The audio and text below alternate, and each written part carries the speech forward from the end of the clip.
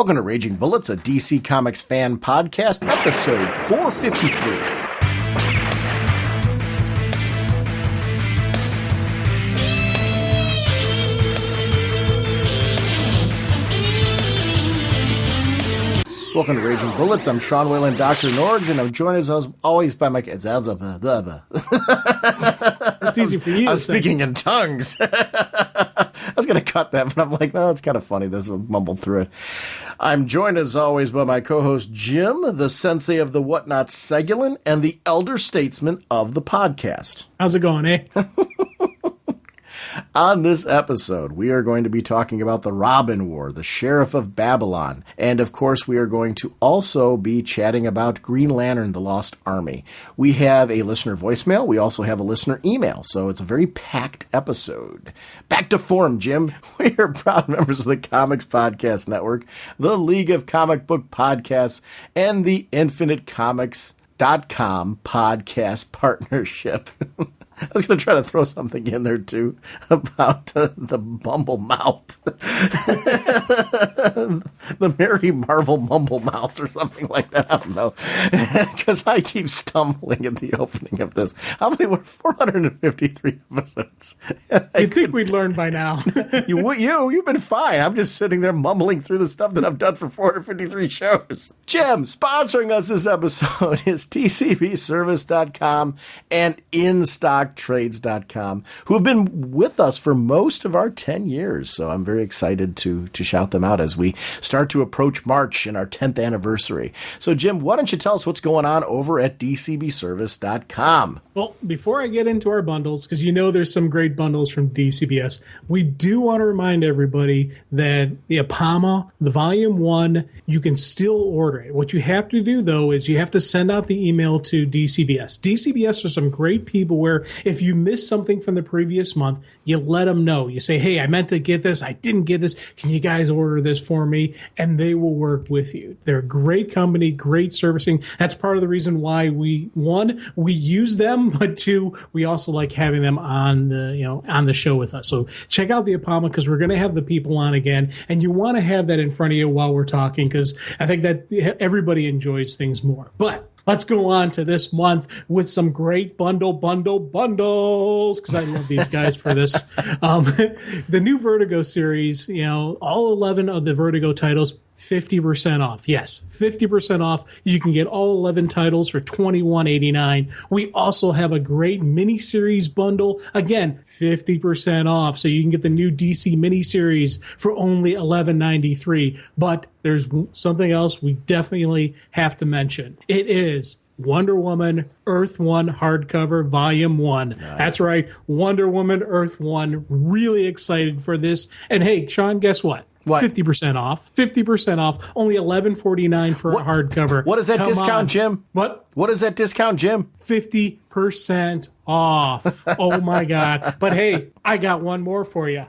We just spent this episode talking about how great the Robin War is. Well, they have the Robin War hardcover special. It's featuring all of them, Robin 1 and 2, Grayson, Nightwing, We Are Robin, Son of Batman, all the stories that are coming together to make this great epic story of Robin, the Robin War hardcover. And guess what? What? Of course, 50% off.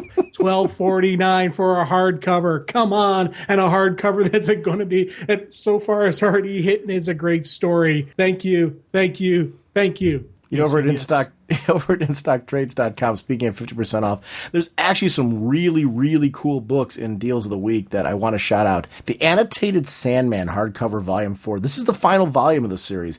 What they've been doing in this annotated hardcover series is, this is for fans who like backstory and want to know the background and how a lot of this was created. It really is an annotated version of Sandman. This is if you've got the series and you're like, I want to know more and really delve into the study of how deep this series is. This goes all the way up to issue number 75 of the series and collects everything.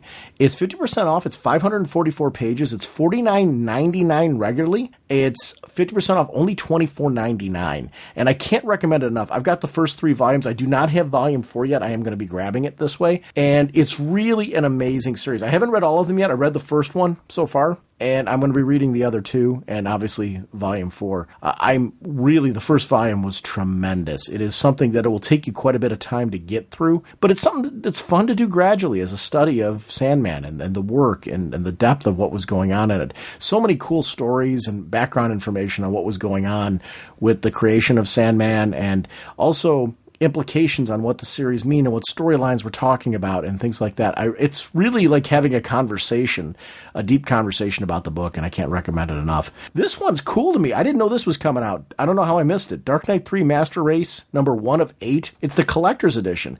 This is a $12.99 regularly hardcover. It's a 40 pages. It's oversized hardcover that collects the stories from Dark Knight 3, The Master Race. It's only $6.49 at 50% off. So it's not far off from what a prestige format book would cost if you get it at 50% off. And it's a hardcover. It's a hardcover of the first issue.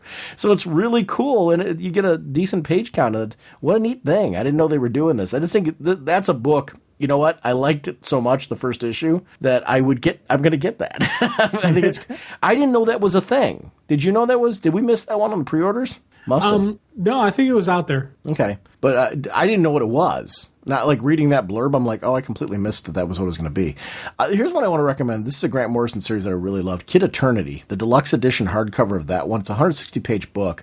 It's regularly $24.99, 50% off, only $12.49. It collects Kid Eternity 1 through 3, the complete miniseries. So it's really cool to kind of check that one out. Teen Titans Go, Truth, Justice, and where is it? Pizza. The trade paperback. Sorry. It collects stories from Teen Titans Go 1 through 6. It's 144 pages. This is 50% off, only $6.49. As we enter the holiday season, it's a great time to head over to InStockTrades.com. You can save a lot of money. But here's the other thing, too. If you had a certain price point you were looking at to spend on friends or family, you can double up, 50% off. You can now get them, like if you're like, oh, geez, I want to get them that book. I can get them one book at the regular price. With 50% off, now all of a sudden you're getting them 2 gifts. You know what I mean? 2 substantial things. And it's really cool to be able to do that and maximize your dollars. So InStockTrades.com is just a great source for doing that. And remember, orders of $50 more give you free shipping. So it's good stuff over at InStockTrades.com. Mr. Segulin, seeing as I'm mumbling around at the beginning of this podcast, why don't you try to get through telling us what kind of a podcast we are? Raging Bullets is a spoiler podcast. We go in depth into plotline, story, twist, whatnot of the comics we're discussing on today's show. So if you haven't read the books, you may want to come back later so you can better enjoy the show. Let's talk some comics. A scarlet costume ejects from his ring, and in a blur of motion, police scientist Barry Allen becomes the Flash.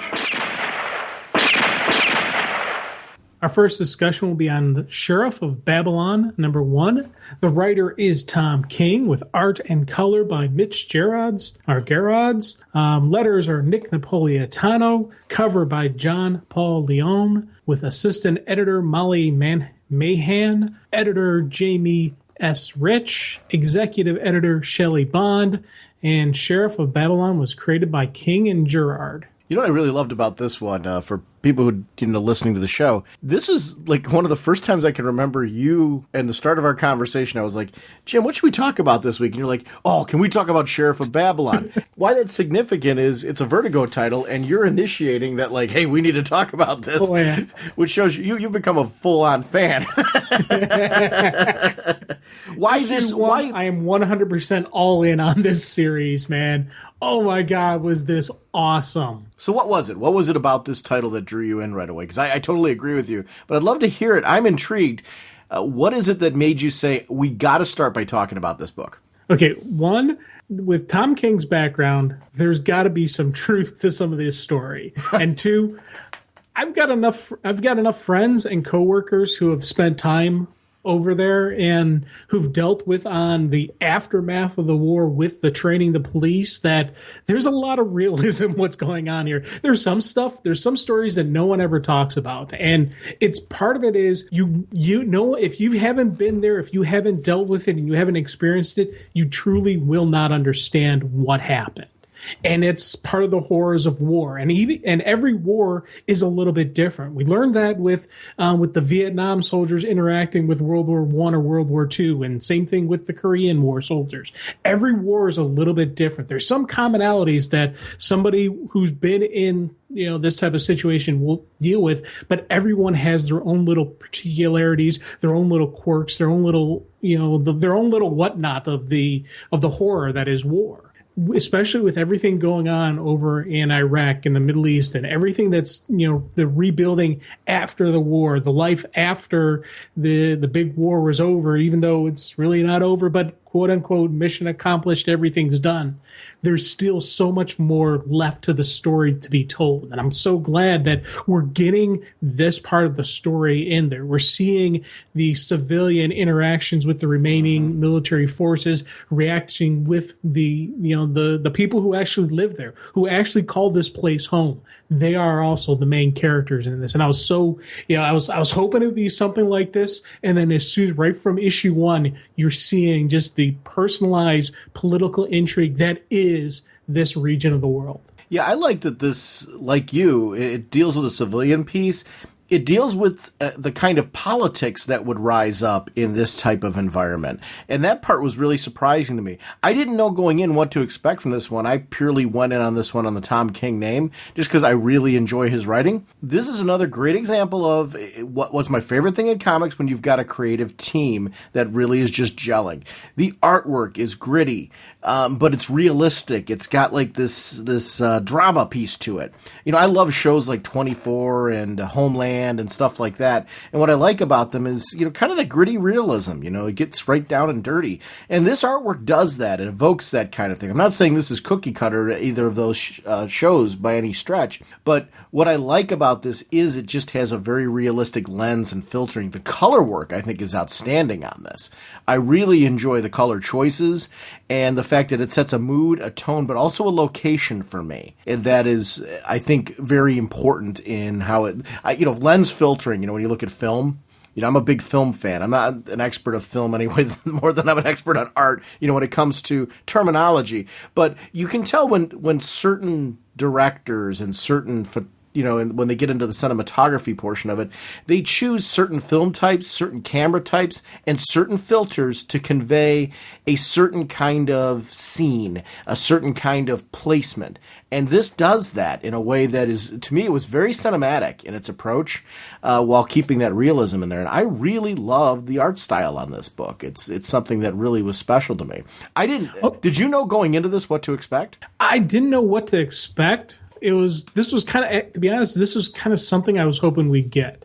So but I didn't know exactly what the story was going to be, because as I said, it's, the world over there is completely different than really anything I've experienced, and, I was never there. I never fought there. I never dealt with any of that. My only experience and knowledge that I have on that is from conversations with people who've been there, conversations with people who've done this. I've got friends and coworkers who've actually gone over and were part of the training forces that were working with the, training the police forces over there and teaching them, our version of how to search and seizures and police protocols and whatnot. And, so it's kind of weird when the story was going out, because I knew people who do this and did this, and, so having, kind of that information that I got from them, I kind of had some knowledge on what maybe the story would be, but I knew there's no way I would completely know what was going to happen until it actually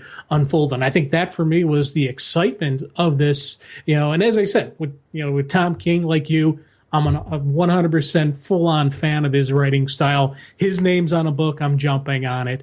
Especially a topic like this, I'm definitely going to jump on this, because he's got real-world actual experience, in this environment. So I was really 100% just all in. But your comments on the artwork really sent it home for me, and I love just that. It kind of like how DMZ had that look to it and had that grit feel to it. But you can't even say this is DMZ, because it's not. Mm-hmm. This is their own art style. But it, like with DMZ so fit that title, this so fits this title. And I love, especially glad you mentioned the coloring, because, you've got kind of that heavy, yellow, sandish, sandy brown kind of color herring, but then you'll get accents of the red blood, or you'll get accents of the trees. You'll get accents, just a look, of the different soldiers, and Christopher. Sometimes when he's there, they'll really accentuate his color so he stands out. And I love just how they played with the color palette and how they, would accent, different colors and different sections of it to draw your eyes right to it. One of the things that I really liked about this book, you mentioned being attached right away with issue 1, and I couldn't agree with that more. I liked Christopher. And that's something that's really important to me in the beginning of a book is what is it that's attaching me? Sometimes it's the art. Sometimes it's just the overall story. Other times it's specific characters. And right out of the starting gate, I found that I really liked Christopher as a character.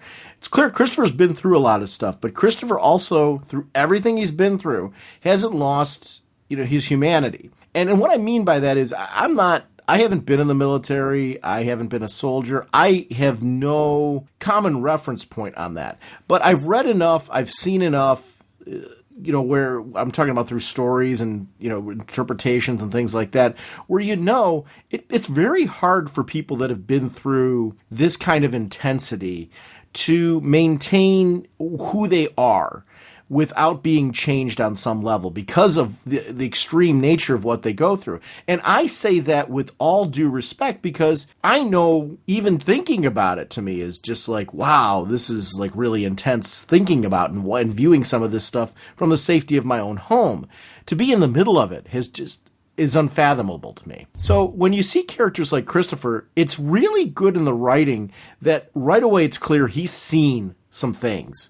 And quite a bit. But yet, when he goes in there and there's the bomb scare, and it's like, there's a human bomb and she's going to blow herself up. She's clearly scared. He's able to connect with her on some level because of what he's seen. And he's going in there and trying to do that because of everything that he's witnessed. So this man's been changed by what he's seen, but he came out the other side and just in a way where he either maintained the humanity that he had before, or he's evolved into this person that we see now. And I don't know what his backstory is. I want to know more about his backstory because I'm so interested in him from the beginning of this. What led him to this point in the journey? And I love that part where I'm like sitting here like, wow, he's clearly been through something. I don't know what this guy was like before, whatever he's been through, but I like who he is now. I like what he's trying to do there. I'd like to think in that situation that I would have that fortitude to be able to become this kind of person, to try and do that. I don't know if he's always been a good guy or if there's been, some element of gray in there with this guy. But these questions I'm asking are all because I'm interested. I care. The character's interesting to me. I value him. So that's great writing right out of the get-go. When I start asking questions about a character and I want to know more of the picture, that's a sign that I'm on board.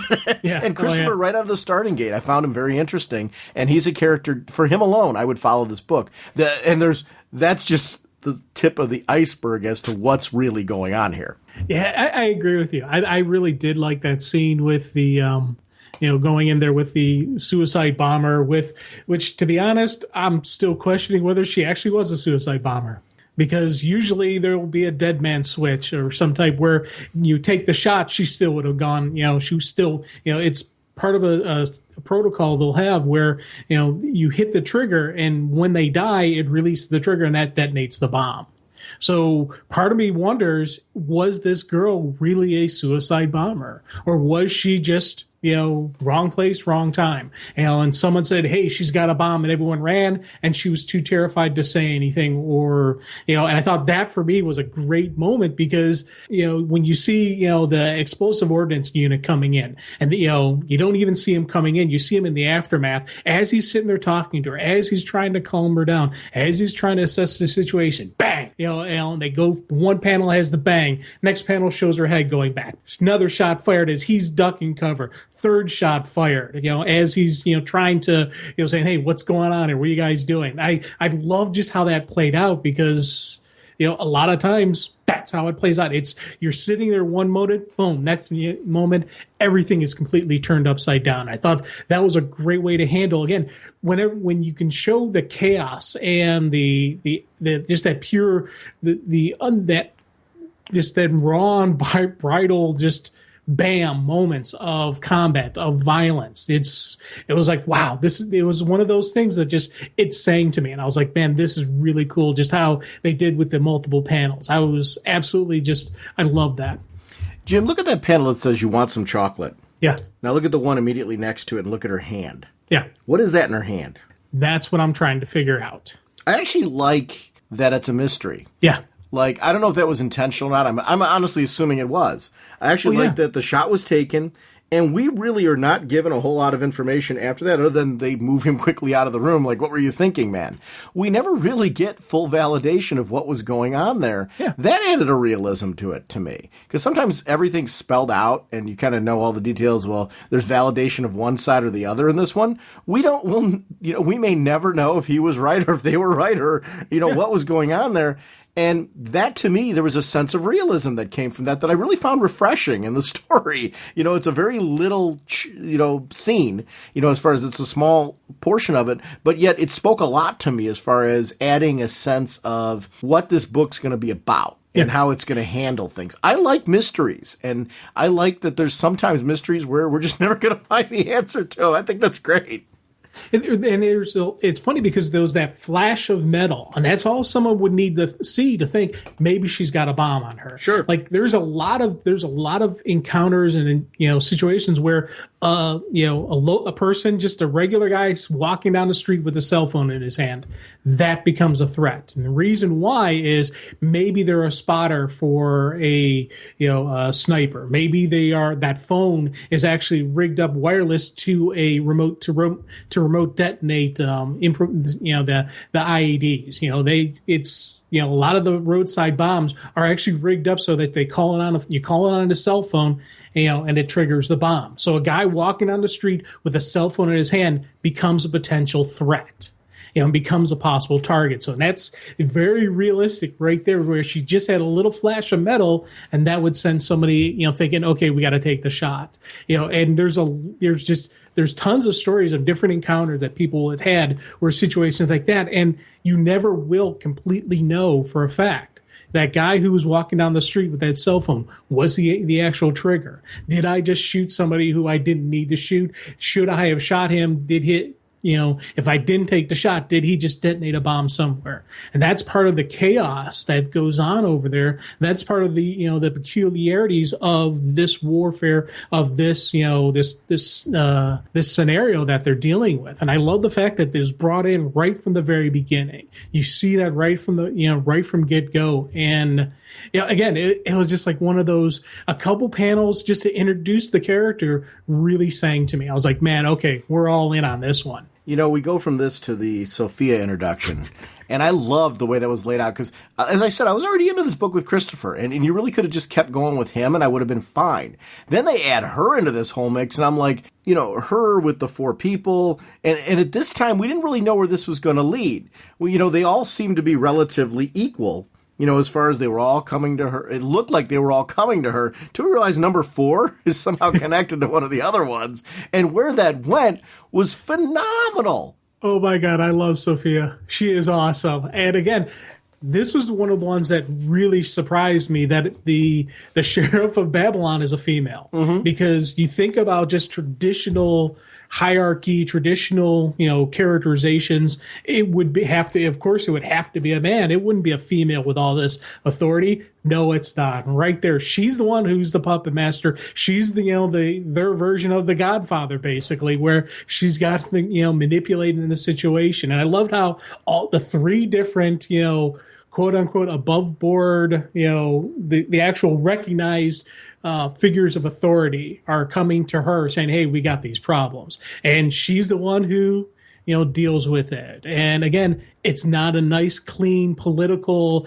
everybody gets along. No, it ends because of a massive amount of bodies. It's a, high body count, very gruesome, very violent deaths. And I was just like, wow. And my favorite scene with this was when she's telling her story and she's talking about the fact that, the one individual calls her the American whore, and she doesn't have an issue with being called a whore. She has a problem being called an American. And I love just how she laid out who she was. Her family was part of the great, was one of the great leaders of Iraq. They founded the Ba'ath Party. They were right there from the very beginning, and they were all executed. And she saw it all on television, and she spent the next 20 years trying to get America to come to Iraq and to come back so she can take care of her people, so she can do where she could be where she needed to be. And I just love, again, one page right there had me completely sold on her, completely 100% in her corner. And I was just like, oh man, this is going to be some cool stuff. My first read through, for some reason, I don't know why, I was thinking that Christopher was the sheriff, or he was going to be the sheriff. And as the story went on, and I went back through my second read through and really was like paying more attention to the dialogue, I think, I recognized that it's definitely going to be her, or, that's the way it's leaning. And I really quite like that element of this, the twist. These are interesting characters, and like they had me at Christopher, but then you go on and the Sophia is so interesting. Everything, and that's just not it. I mean, every other character we're encountering. We got that dad who is basically drowning in sorrows over what happened to his kids and how he's pulled in because of the relationship there with Sophia. I like that this is an era where it's like, I do a favor, you scratch my back, I scratch yours. In both of those cases, what I did for you was difficult. What you're going to do for me is going to be difficult. There's a lot of edge and almost darkness to this world, a necessary darkness, where you have to go places you wouldn't want to go normally in order to accomplish goals for perhaps the greater good. And that's the part of this, trying to figure out who's good, who's bad, and who's a gray area in this is, I think, going to be an intriguing part of the series. Yeah, and one of the things I really liked about the Sophia scene, where she, where she's just laying out to the guy of all his family, is dead. His brothers, his older brother, his younger brother, every one of them dead. Of course, the wife and children are fine. She's going to keep them safe. Mm-hmm. I liked how the fact that she is protecting the women and the children, but also then the very next panel when he finally dies, it wasn't just her, her guy who pulled the trigger. She gets up, walks around the table, and puts one round in him as well. And I thought that was a really telling moment in that she had to remain strong in front of her own people as well. She had to make sure that, they know, hey, she'll pull the trigger. She's got no problem whatsoever. It's not just ordering other people to do it. She'll get dirty if she needs to. And I thought that, again, was a really cool, just subtle statement of her and her character. Yeah, there's a lot of defining roles in this very early on and who people are at their core. I feel like there's still a lot of unanswered questions, but I feel like I know the three main players of this story, at least so far, pretty well from their reactions to situations. I know them to the point where I'm invested and want to know more about them. Character-driven storytelling like that is really fantastic. This is why we like books like Grayson, for example, by Tom King, because of the great character development there. So Omega Men, it's great. Have you read Vision yet by Tom King? No, I don't think I have. He's doing Vision right now over at Marvel, and I read the first issue of it, really quite liked it. He's a guy who has quickly become a writer that I follow to projects, and that's always fun for me when I start to get invested into writers. I'm such a hybrid. There's certain writers and artists that I will follow to anything. There's characters that I will follow to anything. I think that's part of the fun of comics is it's kind of this, what is it that your collection looks like? What is it that your reading experience needs to look like? And, that for me, it's such a mix of creators and characters and, I like variety too. And so like this book is in my stack now because of the variety of it. I'm not reading anything else like this. That part really is something I'm finding fascinating on it. It's a thriller though. Boy, was this a page turner. I could not put this one, like I started reading this late at night and I was like, I'm really tired. I don't know if I want to start reading a comic now because I start dozing when I read when I'm tired. In the morning I'll like try to remember, what did I read? I don't remember what I read. Not of no insult to the book. It's kind of, I was just tired. I did that with this one. it woke me up. And I read it again. That's a page turner. And this one was one where I was like, oh, wait, this is like really intriguing. I love the use of panels for sound effects and things too. You know, like you mentioned the death sequence of the dad. And it was like bang, bang, bang. You know, when she's talking about the fact, at least I don't have to watch this on TV. I thought that was the shifting of the panels, the way that it was done was really effective. Oh God, yeah. And you want to know what? I've read this thing a couple times now. Mm-hmm. And I've had my art read through, my secondary read through. I've done all my different read throughs on this, and I'm still, as we're talking, still seeing stuff that I missed. And the one page, you know, after Nasir deals with his package, after Christopher has his thing, there's that one panel where all three of them are in line with each other, and their individual phones are ringing. The top panel, Nasir is crying. The bottom panel, Christopher is crying. Middle panel, Sophia is just sitting there. You know, and I never noticed. I saw Nasir crying because you see him in the previous panels as he's pulling the trigger. You know, the emotions welling up. I never noticed that Christopher was crying in his, because I was actually so more focused on just that background artwork with the "Thank USA for Freedom," sign written behind him, and I was just like, and this time I'm sitting there going, oh man, he's awesome. And then I noticed the two characters that are actually, you know, crying over this, and, you know, Sophia right there in the middle is not. I was like, oh, that is neat, showing the different characters, because it's going to, you know, kind of give us, you know, Nasir and Christopher are going to have differences, but there are going to be some very similarities between these two. You know, and I think it's, you know, we're kind of maybe going to see a sort of semi-buddy cop thing going on with these two, where they're going to be put together in this investigation, you know, and it's not necessarily either partner that either one wants, but we're going to see how this plays out. And I was like, man, that's kind of a cool, you know, just foreshadowing on the different personalities of these characters. I want to know more about Sophia's and Christopher's history. Yeah. You know, I mean, they went out a few times. What was that like? How did that get initiated, and why? I'd like to know more about that. There's a lot in this book. Like, I loved that there was a history that was developed here. There was a backstory that we may or may not see, and I'm completely cool with that. But they were stuff I was interested in, and that shows, again, interest in the characters. This is a very rich tale. Yeah, there is, and it's funny because there's just so much that is going on with this that, you know, again, this was multiple read-throughs to really pick it up, you know, to pick up everything. But even now, I'm still, you know, you're still piecing it together. And right from issue 1, you're thinking, okay, is this going to go this way? Is this going to go, what's going to happen with Nasir and Chris? What's going to happen with Sophia? And I, again, like with you, I want to see that backstory between the two of them. What happened? How was it played out? Because I've got a couple different scenarios running through my head that, you know, because I do look at her as kind of like the master manipulator. I look at her kind of like as a, you know, the Godfather type of thing, where she's playing different things. And, you know, you go back to that very first thing when, you know, she was more offended at be called an American, you know, not a whore. And I think, you know, does she use her sexuality as a weapon? Does she do that? Was she playing, you know, recognizing, okay, we have this American police trainer. I may need to have connections in there. Let me start planting some seeds here. Let's start doing this. Let's start, you know, how does her networking work? How does she do what she does? And it's, you know, all these different, you know, just those couple lines that they do have a kind of a back history. You know, they do have a past together. I'm like, okay, where is this going to go? And her connection with Nasir, you know, because obviously she did a really big favor for him, getting him, you know, his package that he had to deal with. You know, I thought that was just, I want to see these connections. I want to see these relationships. I want to see more about the backstory as well as the onward story that we're getting unfolding. It's, again, as I said, I'm locked in issue 1. You want to talk some Robin War? Oh, God, yeah.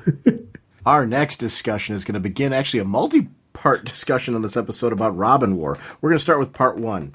Tom King on the script. Carrie Randolph on the artwork, pages 1 through 7, 14, 21, 35 to 36. Elaine Maricet.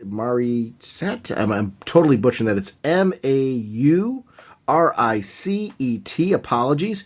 Pages 8 through 9, 16, 32 to 33, and 38. Jorge Corona, pages 10 to 13, 15, 20, 22 to 24, and 26. Andres Guinaldo,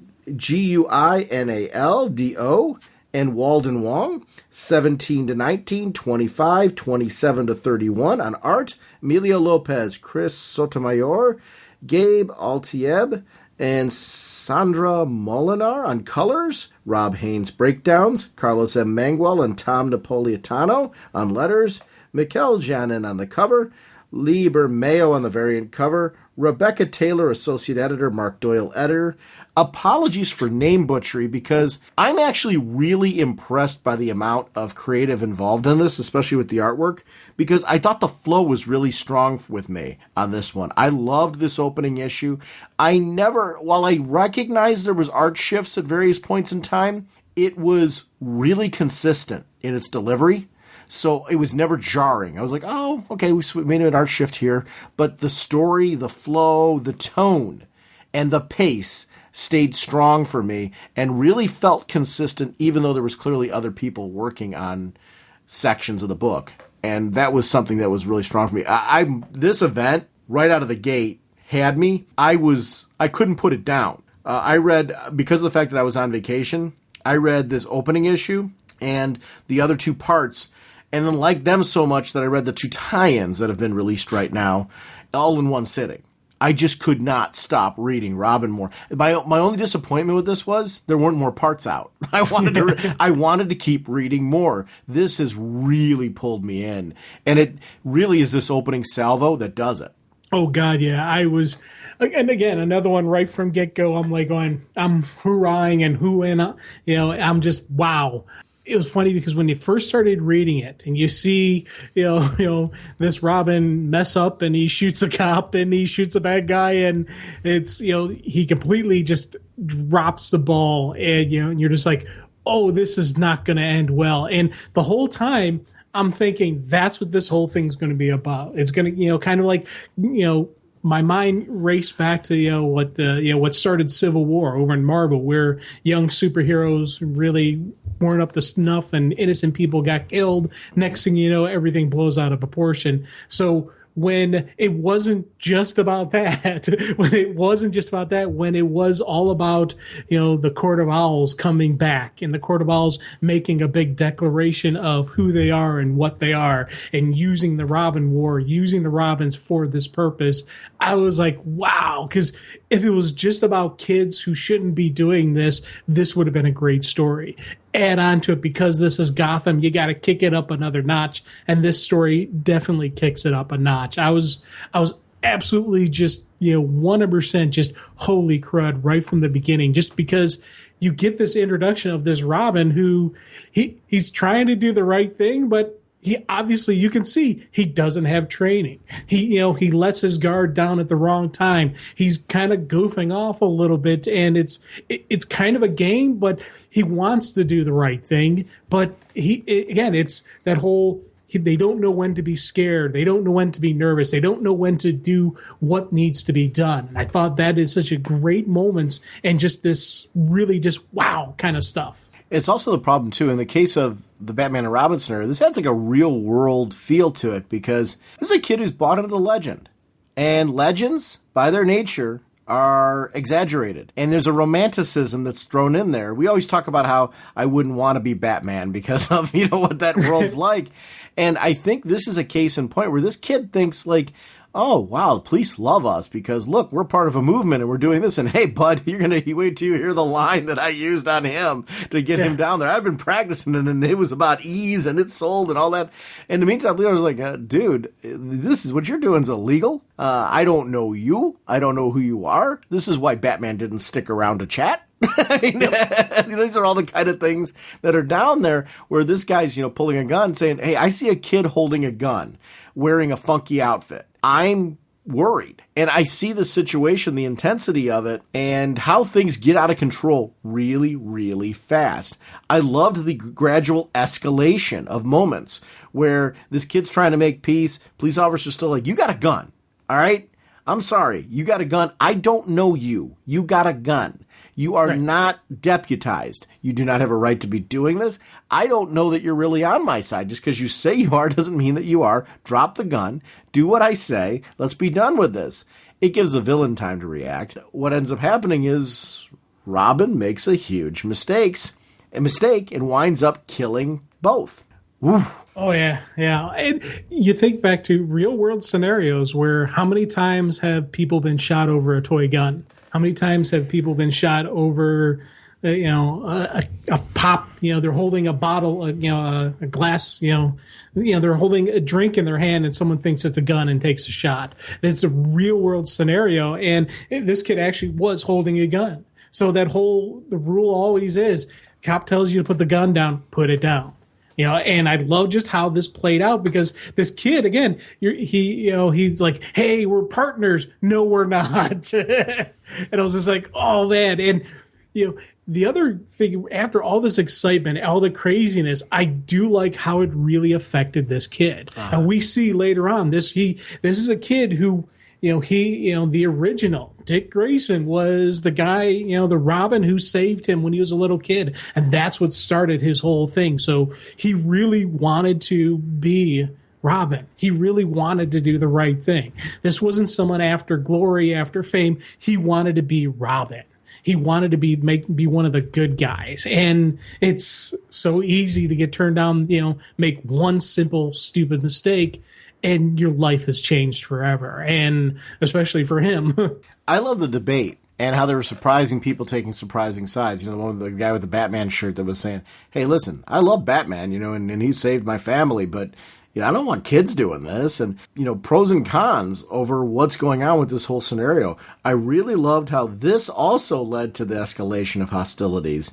Obviously, the councilwoman was, taking a major opportunity with this one to gain power. We later find out it's because she works with the Court of Owls. Great use of Court of Owls in this story.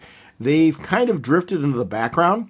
But what I love about that is that's very natural to who they are and who they've been introduced as a group. Kudos to DC to using them sparingly and waiting for the right times and allowing writers like this to then say, hey, we need to bring them out right now for this. This is the event that they would get involved in, and here's why. And it actually makes for a much more powerful impact for them to have them in this story in this manner. Yeah, and I love how quickly things escalated. They went from, they're raiding homes, they're tasering kids just because he's wearing an R, they're arresting people, and the one kid, he's got the Robin shirt, or he's got an R on his shirt, and you see he just got thumped pretty hard by two cops, and he's got the blood on the forehead.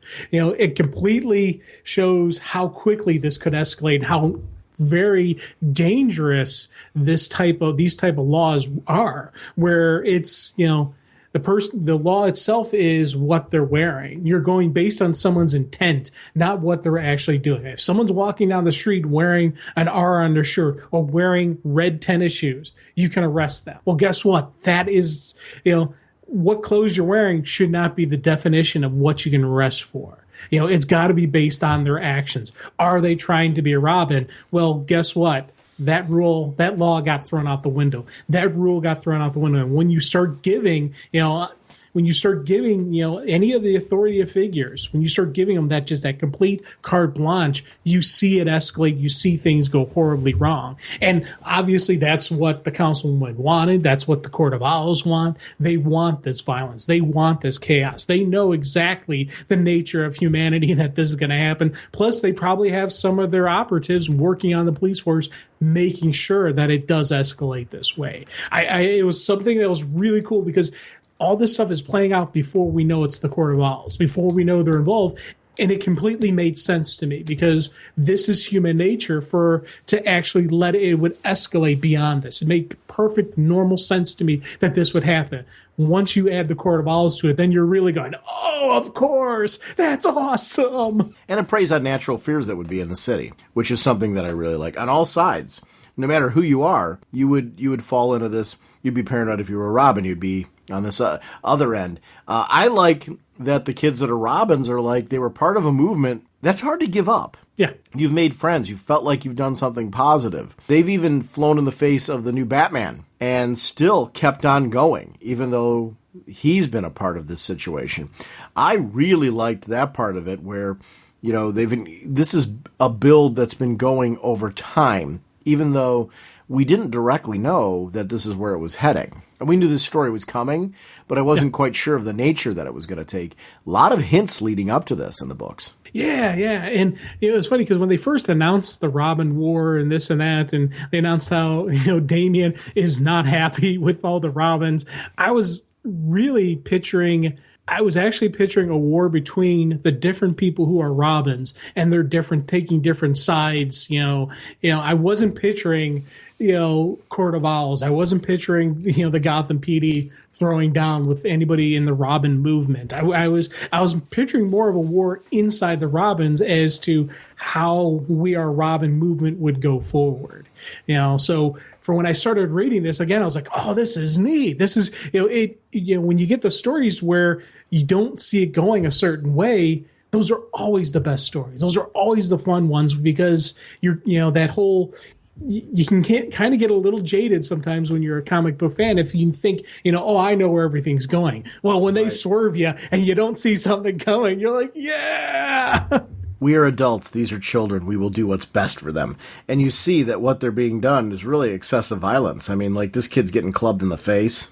And all he was trying to do was to help. And it's a tough thing with the whole vigilante thing, because of the fact that when you start taking a look at vigilantes and go by their nature, they really are doing something wrong. That adds a whole different spin to this, because I can see both sides of this argument, even though I'm, clearly on Team Batman's side just because of history. But, oof. You know what character I'm really growing to love more and more as time goes on, and want to see him as an official Robin? Duke.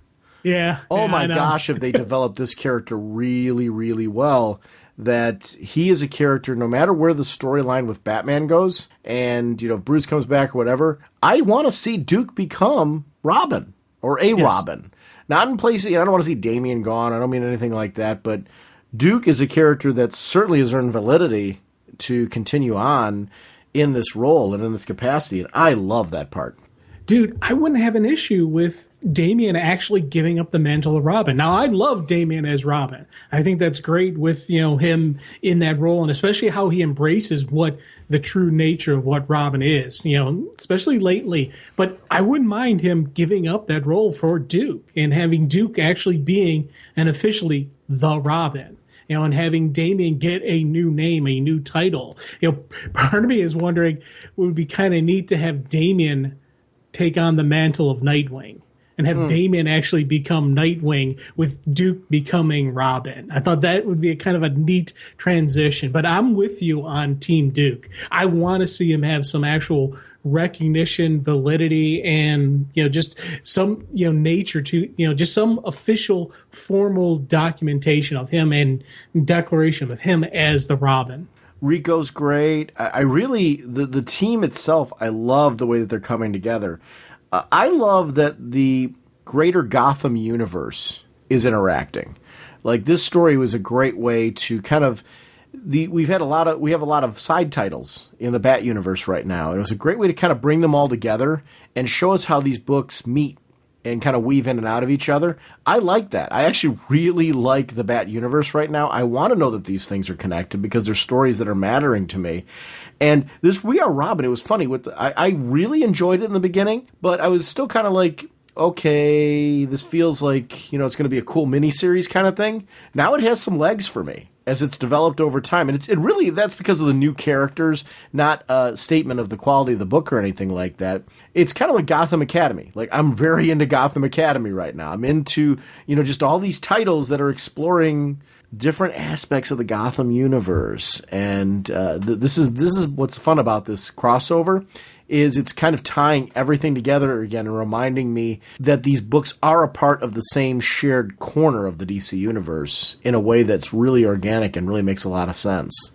Yeah, Gotham is always in the best stories is a character itself. Mm-hmm. So naturally the people in Gotham have to be part of that story. And that's something that lately, throughout the New 52 and even before that, they really, really started developing the fact that Gotham is its own entity. Its people are its own entity. They look at life differently than anywhere else. And that's why you have these Robin movements. That's why you have guys like Duke who, he's studied and he knows he can pick a lock he can pick handcuffs. He knows about an emergency release in the car. He knows, hey, if I jump out at this point in time, I'll be fine. I love just how that whole thing played out because he's locked them in the back of the car. And it was the funny thing that cracked me up because he's like, if I was a Robin, I wouldn't carry my own ID. You wouldn't know my name is William Dubois. I'm like, and I first read it, I'm like, wait, isn't that Duke? Wait. Oh, okay. And it took me half a second to realize what he was doing and to kind of smack myself in the head. But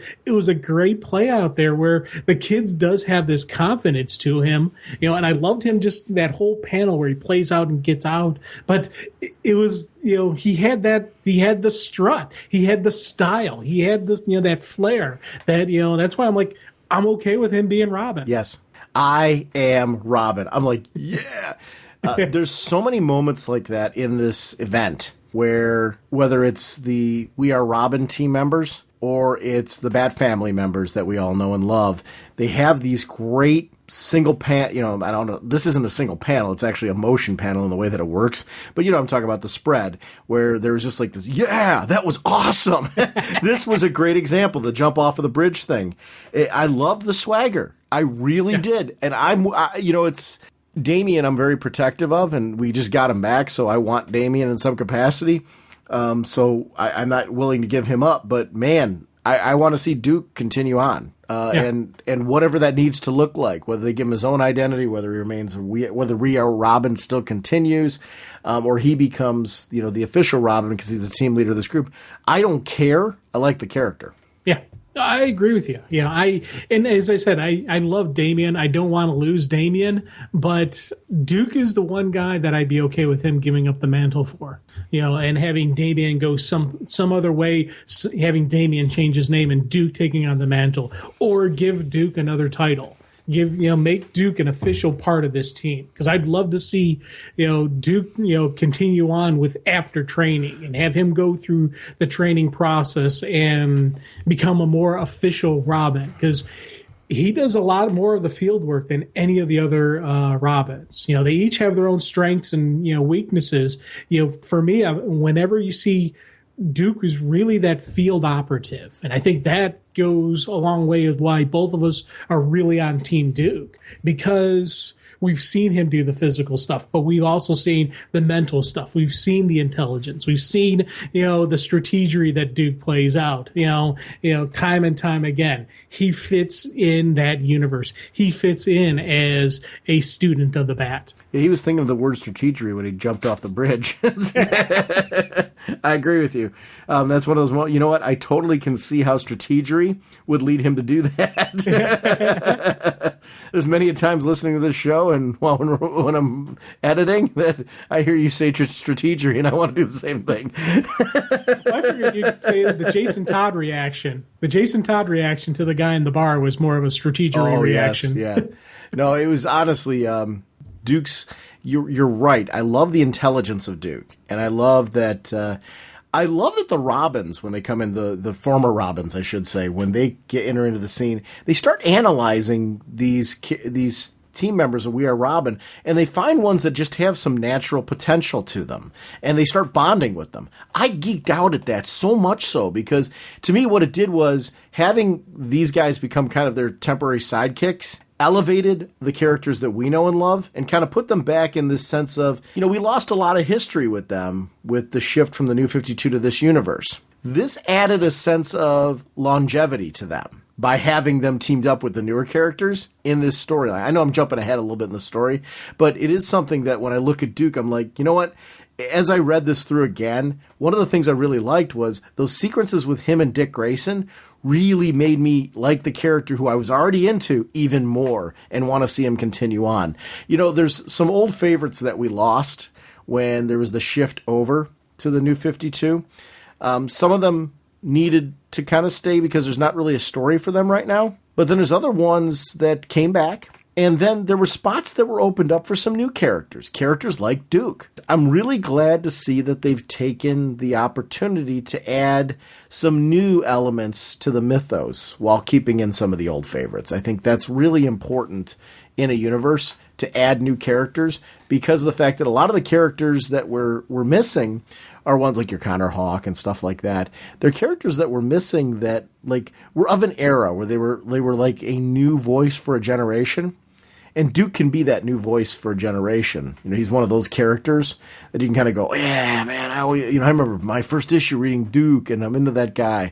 You need those characters. They're a jump on point for somebody. And for me, it's just, I look at them the same way that I look at your Tim Drakes or Damians or Jason Todds. They're the ones that you throw them in the mix and they spice up the story a little bit. They give you something a little different and unique. And he's a character who I want to keep an eye on. He's interesting.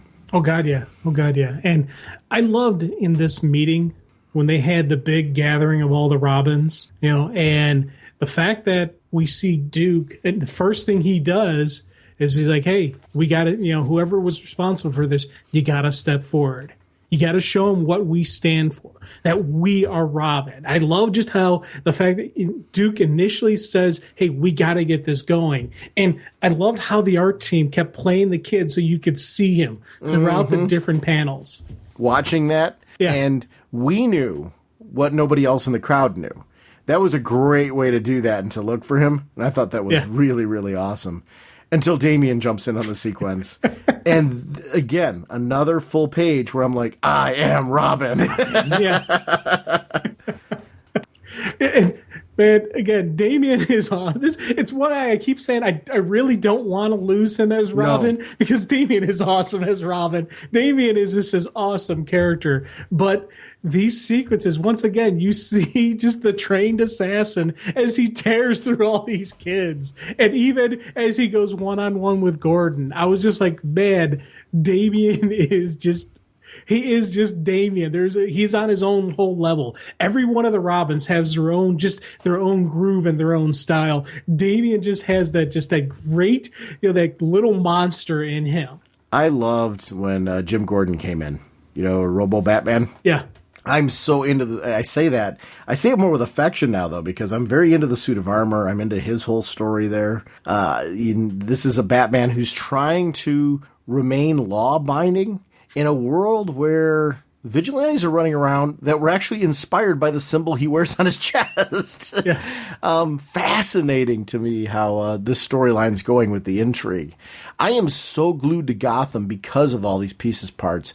And when they come together like this after such strong development, that's where it matters. If you jumped us in this right away, it would have been a problem. Giving us some time to get used to this new status quo and then shaking it up, making this happen, far more interesting to me because I already care about all these characters as it's going on. The We Are Robin concept I already cared about by the time we hit these events. Yeah, they really built up the We Are Robin. And that was something that, when they first introduced the concept, I was like, oh, yeah, that'd be kind of neat seeing thing. But as the story goes on, after they've lost some, after they've started gelling as a team, after you really start seeing, this concept could work with these kids. They could maybe pull this off. That's when they get their first real major, life-changing events. That's where they really start their, because nothing goes easily in Gotham. You have to earn every step you take. And right here is the first real trial by fire for these Robins. And I like just how this is playing out in this massive, massive event. My favorite sequence in the issue.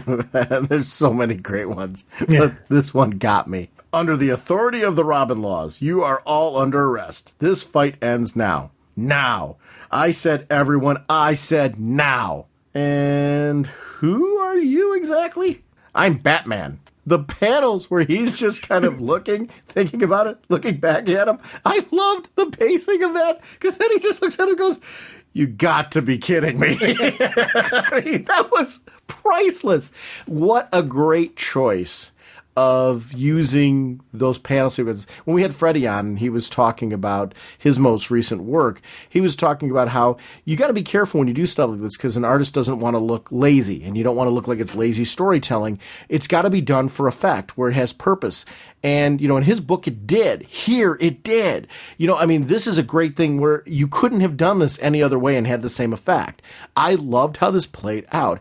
It's funny how, as we talk to people and we have the opportunity to learn more, it's one of the things I love about podcasts. I love listening to interviews. I love reading like Facebook and Twitter, and there's so many artists and writers that are out there that are just sharing behind the scenes info on what they're doing and giving us kind of an education on the hows and whys of their storytelling. And I really appreciate them reaching out like that, which is why I think I get more and more irritated when I see fans that are disrespectful. You know what I mean? Like we talked about the Cullen Bunn stuff and things like that was going on. That bugs me because like these people are putting themselves out there and giving you access.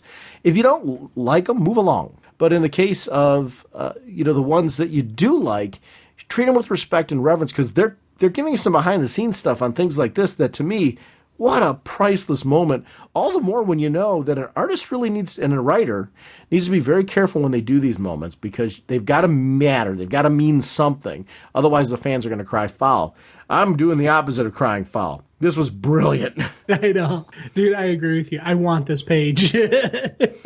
Just again, as you said, just that he looks away, then looks again. And you can kind of see him thinking, going, "What?" You can actually feel the emotion that Damien's going through those panels. I absolutely. And the cool thing for me was not only how great those panels. Then right after that, it kicks into a really great action sequence. Oh yeah, and you really see Damien throwing down, and he takes a lump, he takes a couple bumps and bruises and bangs. But he's able to turn it around. He's able to, again, show that he's not a pretender. He is Robin. He is the real one because he takes down Gordon. I adore Damien. See, that's just it. I want Duke around in some capacity. I don't care if it's because, the We Are Robin still sticks around. It's so hard to think of Damien in another role because his whole outfit, his mannerisms, the way he carries himself, he really is Robin. I mean, it's like, it's funny. I say the Duke thing in the beginning, and I want to see more Duke, but man, Damien's time is far from done. Yeah. Now, it's funny because I agree with you on your favorite panel, but I agree with you. That was a great panel. But for me, my favorite panel is, oh, wonderful. Easy to kill Robin and easy to forget Robin. Hey! Technically, you're both easy to kill Robin. I love that panel when Tim gives it back to Damien. Once again, these four Robins, when they get together, when they're written correctly, when you got the right people handling them, man, these are some great stories. They've done a really good job. One of the criticisms that people had when the New 52 kicked off was the fact that it took away the longevity of the Robins, and the history, the rich history that we have with these characters. They've done a good job since New 52's developed, the writers involved, of gradually building these relationships back up again in a way that was inviting and yet familiar. So now when they're in the sequence, this could have very much been a sequence that was written pre-New 52 with these characters. I'm starting to feel like these are my running buddies again. The evolution I like in particular, first of all, I like that Tim is now, I feel Tim's back to where he was now. I don't mean that, we've just kind of magically put back in his continuity. I don't mean it that way. I mean, he's at a stage where they've developed him enough that I'm like, okay, I feel like this is Tim Drake. It really is Tim Drake, the one that I loved from the past. Jason Todd, his evolution in the New 52, I think has been brilliant.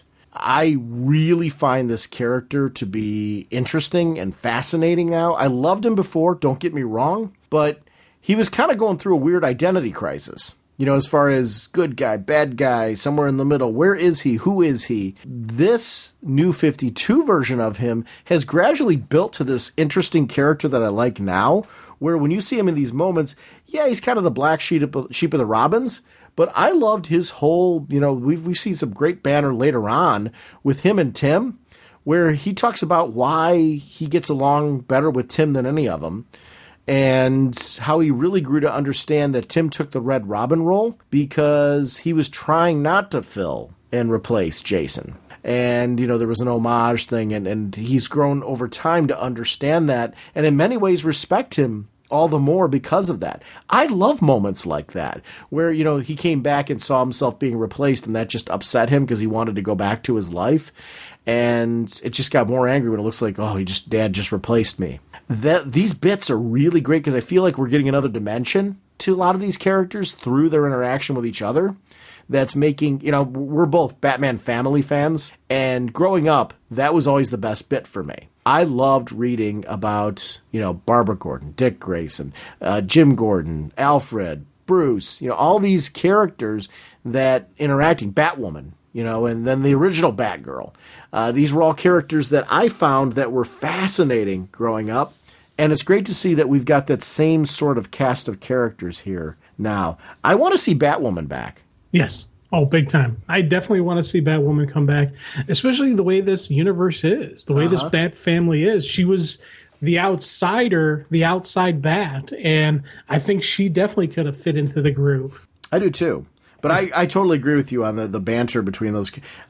There's probably a number of other moments of great banter between these characters that we're going to see. But then we jump into Dick Grayson's Super Spy. Another I Am Robin sequence with him jumping out of there. First and foremost, I am Robin. And I love seeing Dick Grayson in those. It's a pure geek out. I often try to think about who is my favorite Robin. And for as much as I go to everybody else, I think one of the things that has mattered the most to me about Dick Grayson has been his evolution. He grew from Robin to being Nightwing, to being now this super spy. He's the character that's he's the ultimate big brother. His responsibility in this, what this means for him, I think has been one of the most gripping things of the story for me. Seeing him kind of take out this mantle and go, I was the first. I started all this. It wasn't just Bruce. It was me coming on board and being the one. I inspired this. These kids are all my responsibility. This problem is my responsibility. The mistake he's making is a mistake that Bruce has often made, where Bruce has kind of gone off on his own. And I really like the fact that, we get to kind of see Dick Grayson make that same mistake. Ultimately, is it going to come back to bite him? Or are these kids going to get out on time to be able to help him? Or is the damage already done? What is the relationship with Dick Grayson going to be like after all this? Because Dick made a big mistake here, I think, with Team Robin. And I'm talking about his brothers, Jason, Damian, and Tim, with what he did there. I understand locking up the other kids, but locking up his own brothers? I don't know how that one sits with me. And I wonder if Dick's going to see the mistake he made. Yeah, I know. It's funny because with me and Tim Drake was always my Robin. Because when I really got into reading Batman and Robin, Tim was that linchpin. He was the one that brought me in. So I never really got to see how cool, Dick Grayson was as Robin. And it's something that over the last, evolution of my appreciation and understanding for Dick Grayson that I really started liking him and, his concept as Robin. But these last couple of years, I've really seen just the flow and just seeing what he was like as Robin and how it's still kept, how it's still present today. I got to agree with you how much I just love seeing him as Robin. I love seeing him just do the leap from the building and how he does that a lot where he looks, he leaps before he looks a lot of times. And it's just that confidence in his skills. He knows what he can do and he knows where, he'll land. But this plan he had, and we're getting ahead of ourselves, but it's, as the story's going on with having the others locked up, that was a big mistake. And one we see later on, but as it was playing out, I was like, dude, this is not a good plan because you think back to when the death of the family storyline that everyone got really upset with Bruce because he kept secrets from them.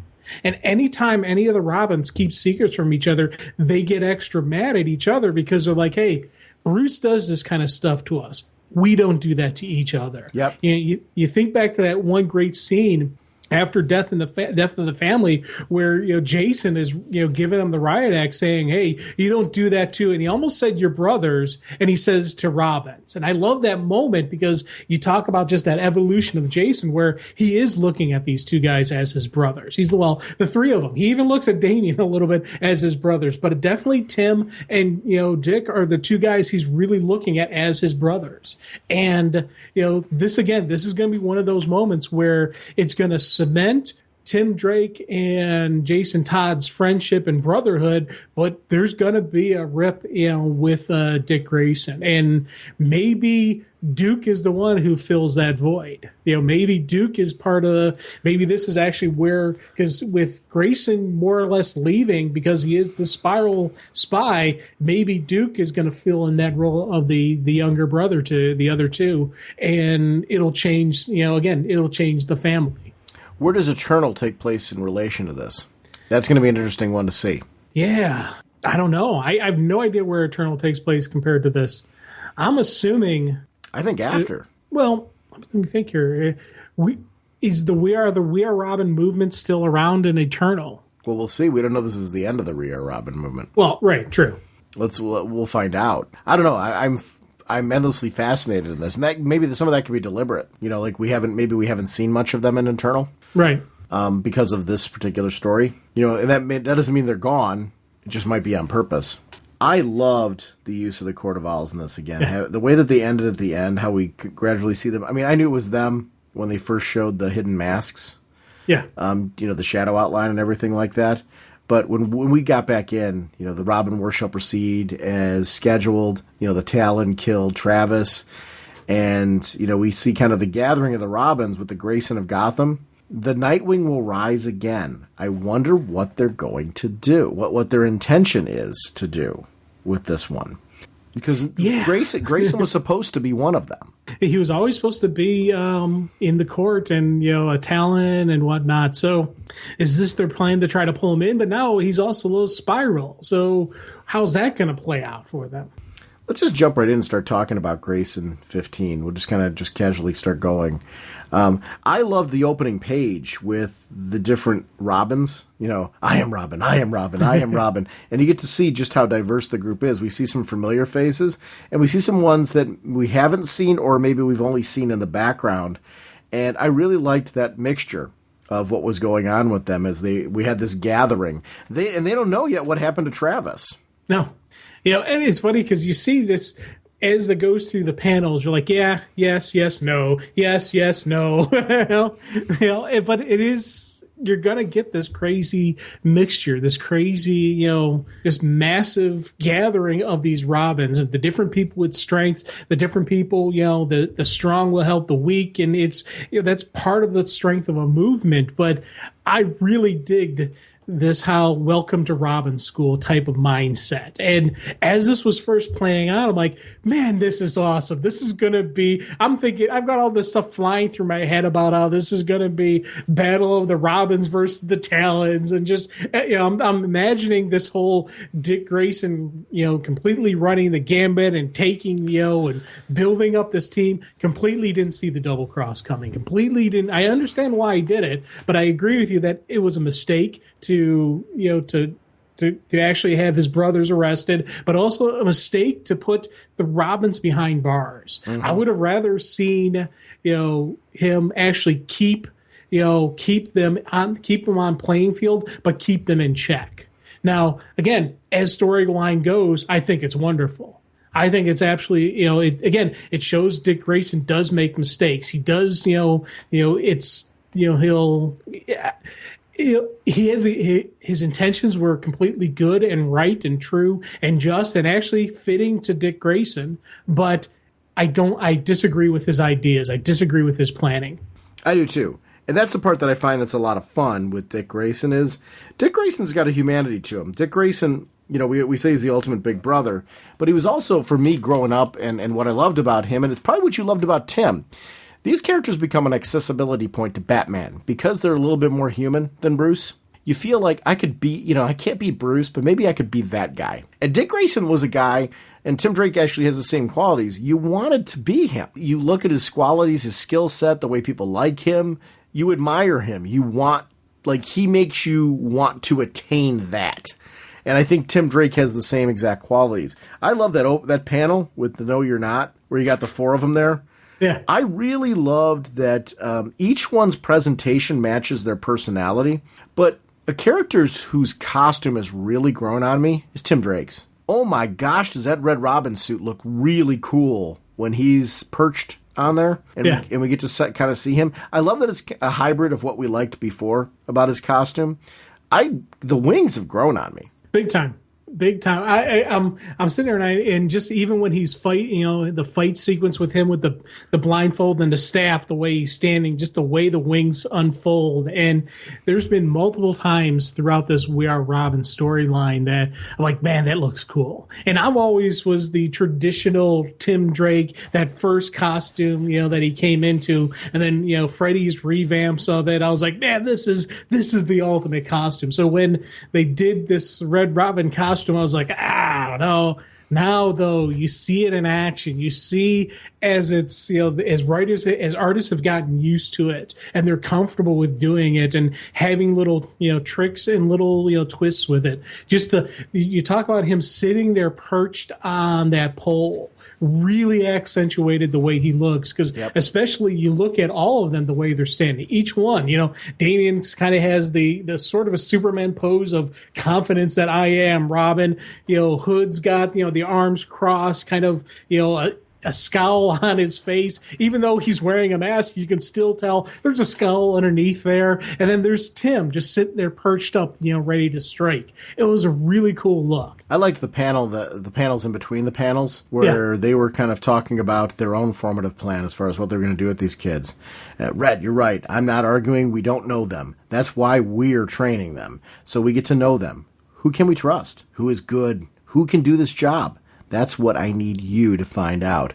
And I like how, each one of them is bringing something of value to this process. We see Damien do his thing, Jason doing his thing, Dick Grayson doing his thing, Tim doing his thing. Every one of them has a role as active participants in all this, and it turns out really great.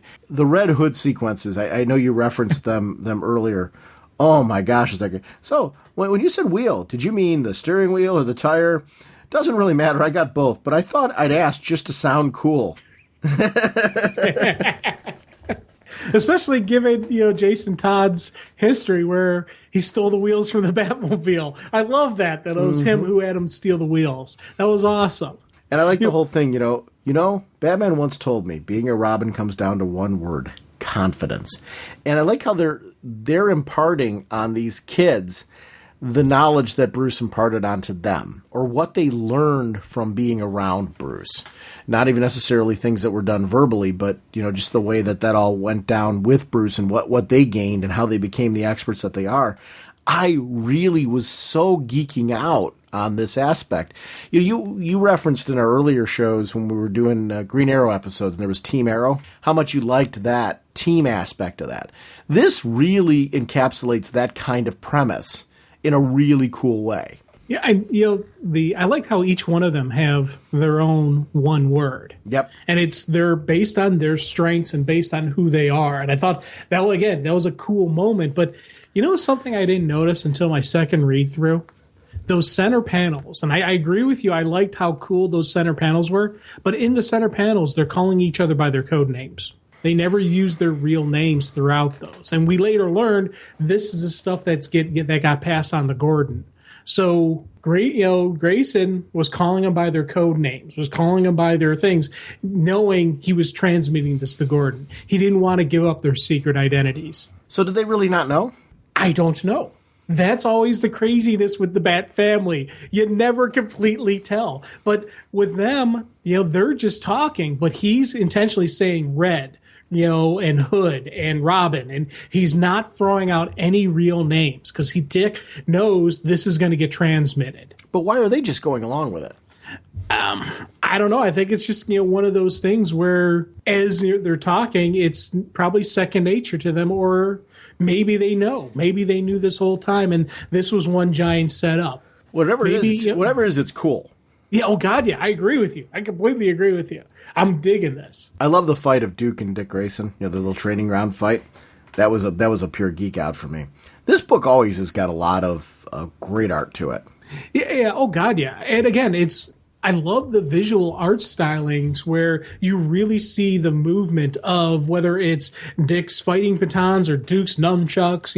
You get that kind of that groove and flow through it. But I do wonder, did he let him land the punch, or was Duke able to actually hit Dick Grayson? I don't know. That's the thing that I really do wonder about, because I'm like, man, because I could see him actually letting him land the punch just, as the assessment of the guy, seeing how he does, seeing what kind of guy this is. Does he throw it in his face? Yeah, I got you. Or does he, going, yeah, let's continue. What's going to be, part of, you learn a lot about a person by letting them actually land a punch. You learn a lot about a person in a fight by giving them that upper moment to see how they deal with it. Yeah, no, I totally agree with you. I don't know where that was going. That's part of the fun of this story, is that there's, for everything that's happening action-wise in front of you, there's a mystery unfolding here too. And you don't know who's on whose side. It's not as simple as that, though. Who's playing who and why. Speaking of art, this Batman mech armor, yeah, I gotta tell you, I love the different artistic interpretations of it. Like, this is really growing on me as something that's interesting, because it looks really cool in this book with how it plays out. Yeah. Oh, yeah. And again, we laughed about the bunny ears when they first created the bunny ears, and and just the different points we were kind of making about. I don't know, but as the costume has grown, as artists are getting comfortable with this this costume, with this version of Batman, they're really putting their personal touches on it. And the one thing that I've always really digged are the fact that he does have police flashing lights. He's got the red and blue light on him. He's got his own siren going because he is an actual police unit. And I've always liked that. And just the way they're kind of modifying the bunny ears, and you actually really do get a Batman vibe from them. Plus, they keep letting us know that there is an actual functionality to them. They're not just decoration. So it's, again, like you, I'm agreeing with you. I like how it's looking. I like how it has more flexibility, more movement to it.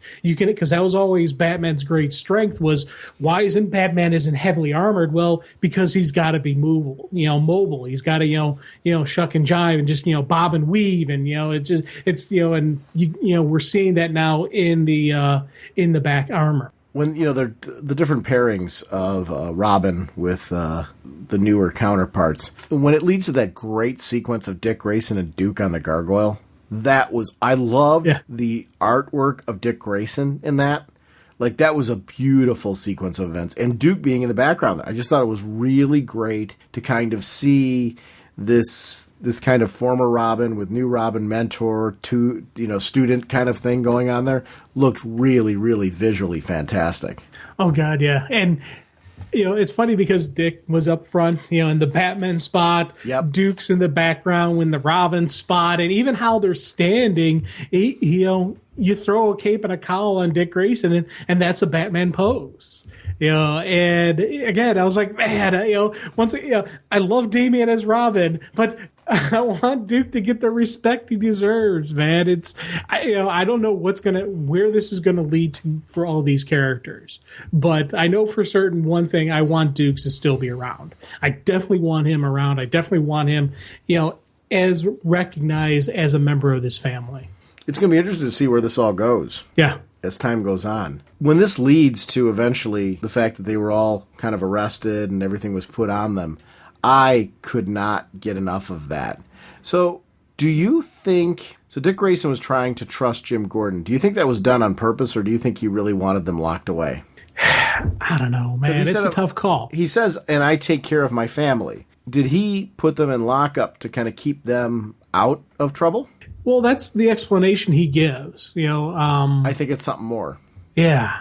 See, again, I don't know. It's part of me wonders: is there multiple levels of his planning? He was trained by the Bat. He was recognizing there's something else out there. And because he talked about, the next issue he's talking about how when he in Detective, when he and Gordon are going at it, he's explaining, hey, I kept them locked up there because I knew the others would take care of, the untrained ones, and I need to get them off there because this is on me. I've got to fix this.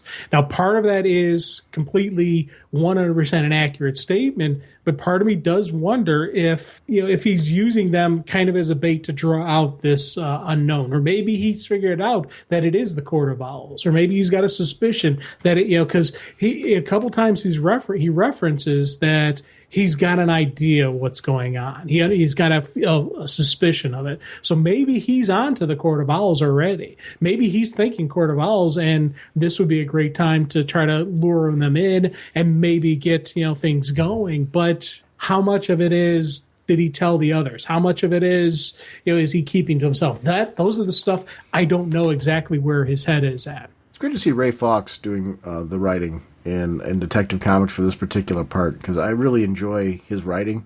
He did just a terrific job of capturing what I'm really liking about Detective thematically. This is a book that I've been really enjoying since the relaunch, since the Jim Gordon becomes Mecha Batman. The shifting to the 1 hour earlier and kind of after dropping us into the initial parts of the fight to see where Gordon and Bullock were and what led to all this, especially with the kids in lockup the way that they are. And I like when Gordon and Bullock look at these type of things and go, this is not what we signed up for. This really isn't who we are in Protect and Serve. What purpose does this serve? Why are they in these kind of cages? That the questions that they're asking are the ones that we as fans are asking. That's really important when you put them on the opposition side of these kids, because we care about these kids because we've been reading We Are Robin and obviously the various, Tim, Jason, and Damian in there as well. But it adds another layer to it when we've got these characters that we care about, like Bullock and Gordon, and they're questioning why they're doing what they're doing, too. Yeah. And the thing I saw all those owl statues that were all over the place. Absolutely. Yeah, and I'm like, that's part of the things that made me wonder, do they already know what's going on? And is this whole thing just a giant strategy on their parts? And maybe that's why, Dick Grayson actually, set up his brothers. Or maybe some of them knew and some of them didn't, because I don't think Damian knew. The way Damian's reacting, I don't think he knew. But again, Damian is smart, and Damian does have that level of, that strategy level that he would maybe put two and two together and be able to realize what he's doing. It's, you think back to when they first started getting arrested, Damian was the first one to said, he set us up.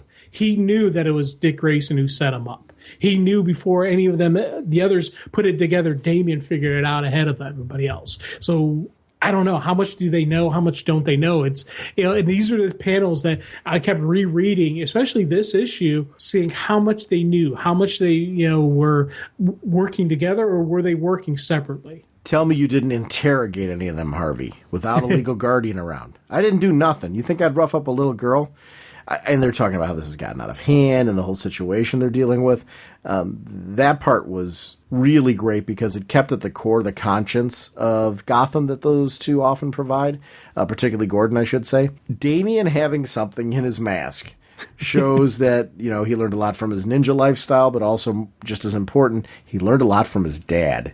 And there is only one Robin. This is not a game. Yeah. Man, was that awesome. It's funny, when he first starts taking off the mask, I'm like, okay, what's he doing? I was thinking the mask itself was a weapon. I was thinking, it would he could actually turn it into a batarang or something like that, because I would imagine that's the kind of, Damian is a walking giant weapon everywhere they're hidden. But when he cracks it open and he pulls out the little bomb, I was like, oh, that is cool. And even how it played out in the end. He didn't blow up the place. He didn't set any of those things on fire. But in reality, that wasn't his plan. He didn't want to set those things on fire. He knew they had counter-fire measures. He wanted them to lower the cages down. He wanted them to open the cages and come frisk me. Yeah, come on. Because Damian knew once those cops come in that cage, he's out of there. He's able to take them. And I thought that, again, shows the multiple levels of planning that Damian had going. And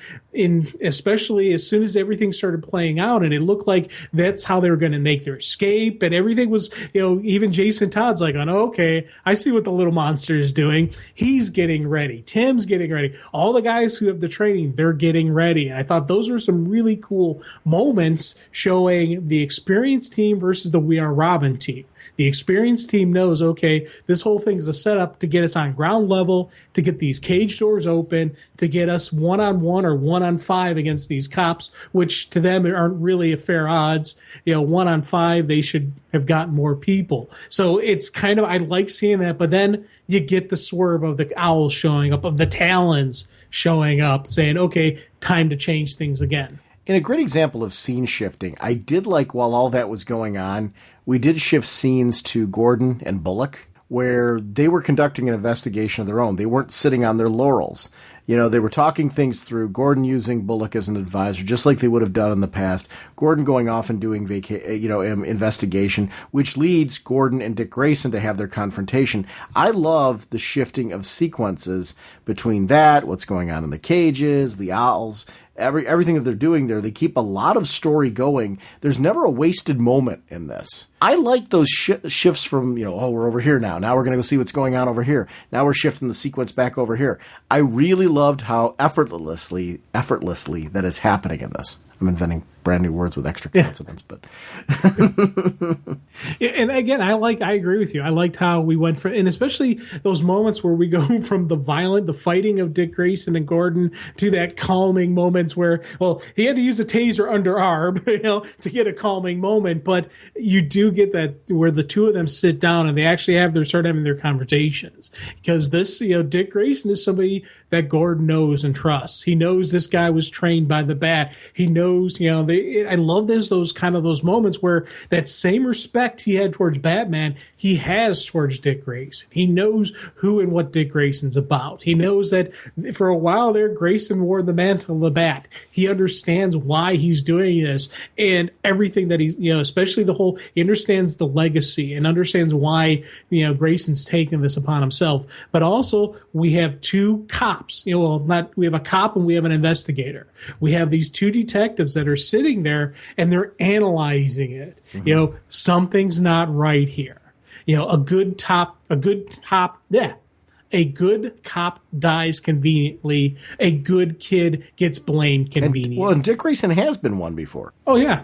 Well, has he been in this universe, though? In the Solo series, wasn't he? I might be wrong there. No, I think I'm thinking back to the pre. Who knows? Yeah. I don't know. Yeah. You're right. I don't remember if that was before. Good point. Very good point on your part. Either way, my geek out was it's time to get down to business. And you see the two of them together. During the investigation, though, Gordon had a line that really stuck with me about how he was waiting for someone to kind of validate what he was thinking. And, how Dick Grayson validating it was important to him because, like what you said, this is somebody he knows, somebody he's familiar with. So it's for him in many ways, we're back in business again.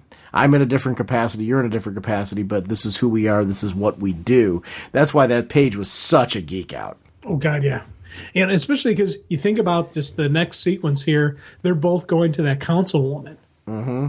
So I'm really looking forward to that moments because we know she's an owl or she wants to be an owl, or so we're really going to see that stuff go on. But yeah, oh boy. Again, kids trapped in cages with a mess of Talons there. That's a great ending for this sequence, and it's continued on in the We Are Robin story next. So I'm like, dang it, I wanted more. Yeah, I can't wait till the next issue of this one. The tie-ins real quick, just to kind of speeding bullets them, just because we want to talk about Green Lantern, The Lost Guardians, or The Lost Army, I should say, the last issue of that. I really enjoyed the Gotham Academy, the Red Hood Arsenal tie-ins to this. While they weren't directly impacting this story, they gave kind of side stories, like talking about how Jason kind of blended into this story, and also what was going on with Rico in Gotham Academy, and how there were other Robins at Gotham, or another Robin at Gotham Academy who got found out, and what that meant. Both of those are books that I'm really valuing highly, and it was nice to see them echo this. It also was nice to see that he didn't force a book to become a main title in this. It's like, hey, they're tie-ins in the sense that they tell you a little bit of a side story that reflects how certain characters wound up where they were in the Robin War storyline without derailing those books. Like those are both books that are continuing on. We got a great Arsenal and Joker's daughter story in Red, which I never thought I was going to ever say. I like what Jason's doing with Joker's daughter. I really love Joker's daughter being in that book and how Arsenal's kind of warming up to the whole thing, understanding, there's a chance for her. She's honestly become far more interesting to me now that they've gone this route with her than she has in quite a while. This is a character who I'm very interested now because she's in that particular book. I hope she stays. Oh, big time. And it's funny, if I'd seen it on paper, I would have been like, I don't know. And even when they first started doing it, I was like, let's see what happens here. But I got to tell you, I'm 100% all in on Joker's daughter on the team. Yep. And again, we talked before about the evolution of Jason Todd, and just you're seeing it in the Red Hood Arsenal story where, these two, and I say this affectionately, these two idiots had everything. They throw it away, and then they're rebuilding again. And they throw it away, and then they rebuild again. I don't want to say bumbling heroes because they're not. They're very skilled at what they do. But there's some times where you just got to shake your head. So, knucklehead, what are you thinking? And when they first introduced the concept of bringing Joker's daughter in there, I'm like, oh, this is just going to be a really bad idea. But you start understanding why he's doing it. And she has a couple moments in this issue where you really see she may actually be a part of this team. There may actually be hope for Joker's daughter in there. And I started thinking about back to when Red Hood had his own had Scarlet, where he had his own version of Robin. That and I kind of remembered that storyline that was playing out where I'm thinking maybe Joker's daughter may stop being Joker's daughter and develop a new persona. Maybe she'll change and she'll go a different route. And this is kind of like the introduction of Scarlet to this universe. I get what you're wrong. I like Joker's daughter, right? But part of me wonders, are we going to see an evolution and change in her? Because she really went the Joker route because everything was messed up in her life, and we've seen her backstory. We've seen just where she comes from, and she's got a couple screws loose up top. But maybe if she's actually given this positive role model, maybe she may fit into that into the team, because you think about it, Red is a running schematic, a running trend on that team that she's on. So I don't know. I'm betting on that. That's my personal bet, that we're going to see Joker's daughter drop, her name and get a new name. I don't know if I agree that it's going to go that route. I could see that being a thing. I wouldn't have any issue if it did. I think one of the reasons why I'm so leery about it is I actually like that she's her own character. So I don't know that I need it to go there. I wouldn't be against it doing it, though, because I like the idea. I'm just torn on it. I know. Here's the part. Like the Red Hood and Scarlet thing, there were times when I liked it, and there was times where I didn't. That's kind of part of what I was talking about earlier, how the Jason Todd identity crisis. Like, he becomes good, then he becomes really bad again, then, he's worse, and then he's good, and then he's somewhere in the middle. And I think with the New 52, they've been very consistent in a growth and development of the character towards being more than a gray area. Like, I really feel now that he is a good guy, but a more extreme good guy. Right. Then that would make him butt heads with Batman from time to time. I really like that evolution for him, in the sense that you feel him gradually healing and finding his place in the world and becoming something more, but having more of an attitude and an edge than you would normally expect from a Batman family member. So I don't know. I don't know that I have a preference on that. I do like Joker's daughter. I don't know that I would mind if it led to a different identity from her. I don't know that I'd mind if she stayed with this identity, but she just softened. I don't know. I don't. Here's the thing. I'm so intrigued in the storyline. I just want to see where it goes. Yeah. So it's less me disputing the idea and just seeing other possibilities. Gotham Academy, Olive Silverlock, I really like not just her. I like Maps. I like the whole team. It's a book that I get sad when I hear about the numbers for that one, and there's some question marks on it, I guess. I don't know the true story there. I don't actually know what the numbers are of that book, but that's one that I'm really digging a lot of. And I'm surprised with the amount of people out there that like anime and manga and stuff like that. That's kind of a weird hybrid between, I think, and you can correct me if you think I'm wrong, between, like a regular DC comic and an anime manga kind of style. It's kind of a mishmash between the two in its presentation. Reminds me a lot of what I liked about some of those TV series without losing, the thing that makes it a Batman family book. So it works really well in the title. I'm really enjoying the unique nature of that book. I love the school. I love the fact that we got Kurt Langstrom in there. I love, that we will from time to time see people like Killer Croc and people like that pop up in the book. But then they've also got their own issues going on. We got zombies and gardens and all kinds of kooky stuff like that.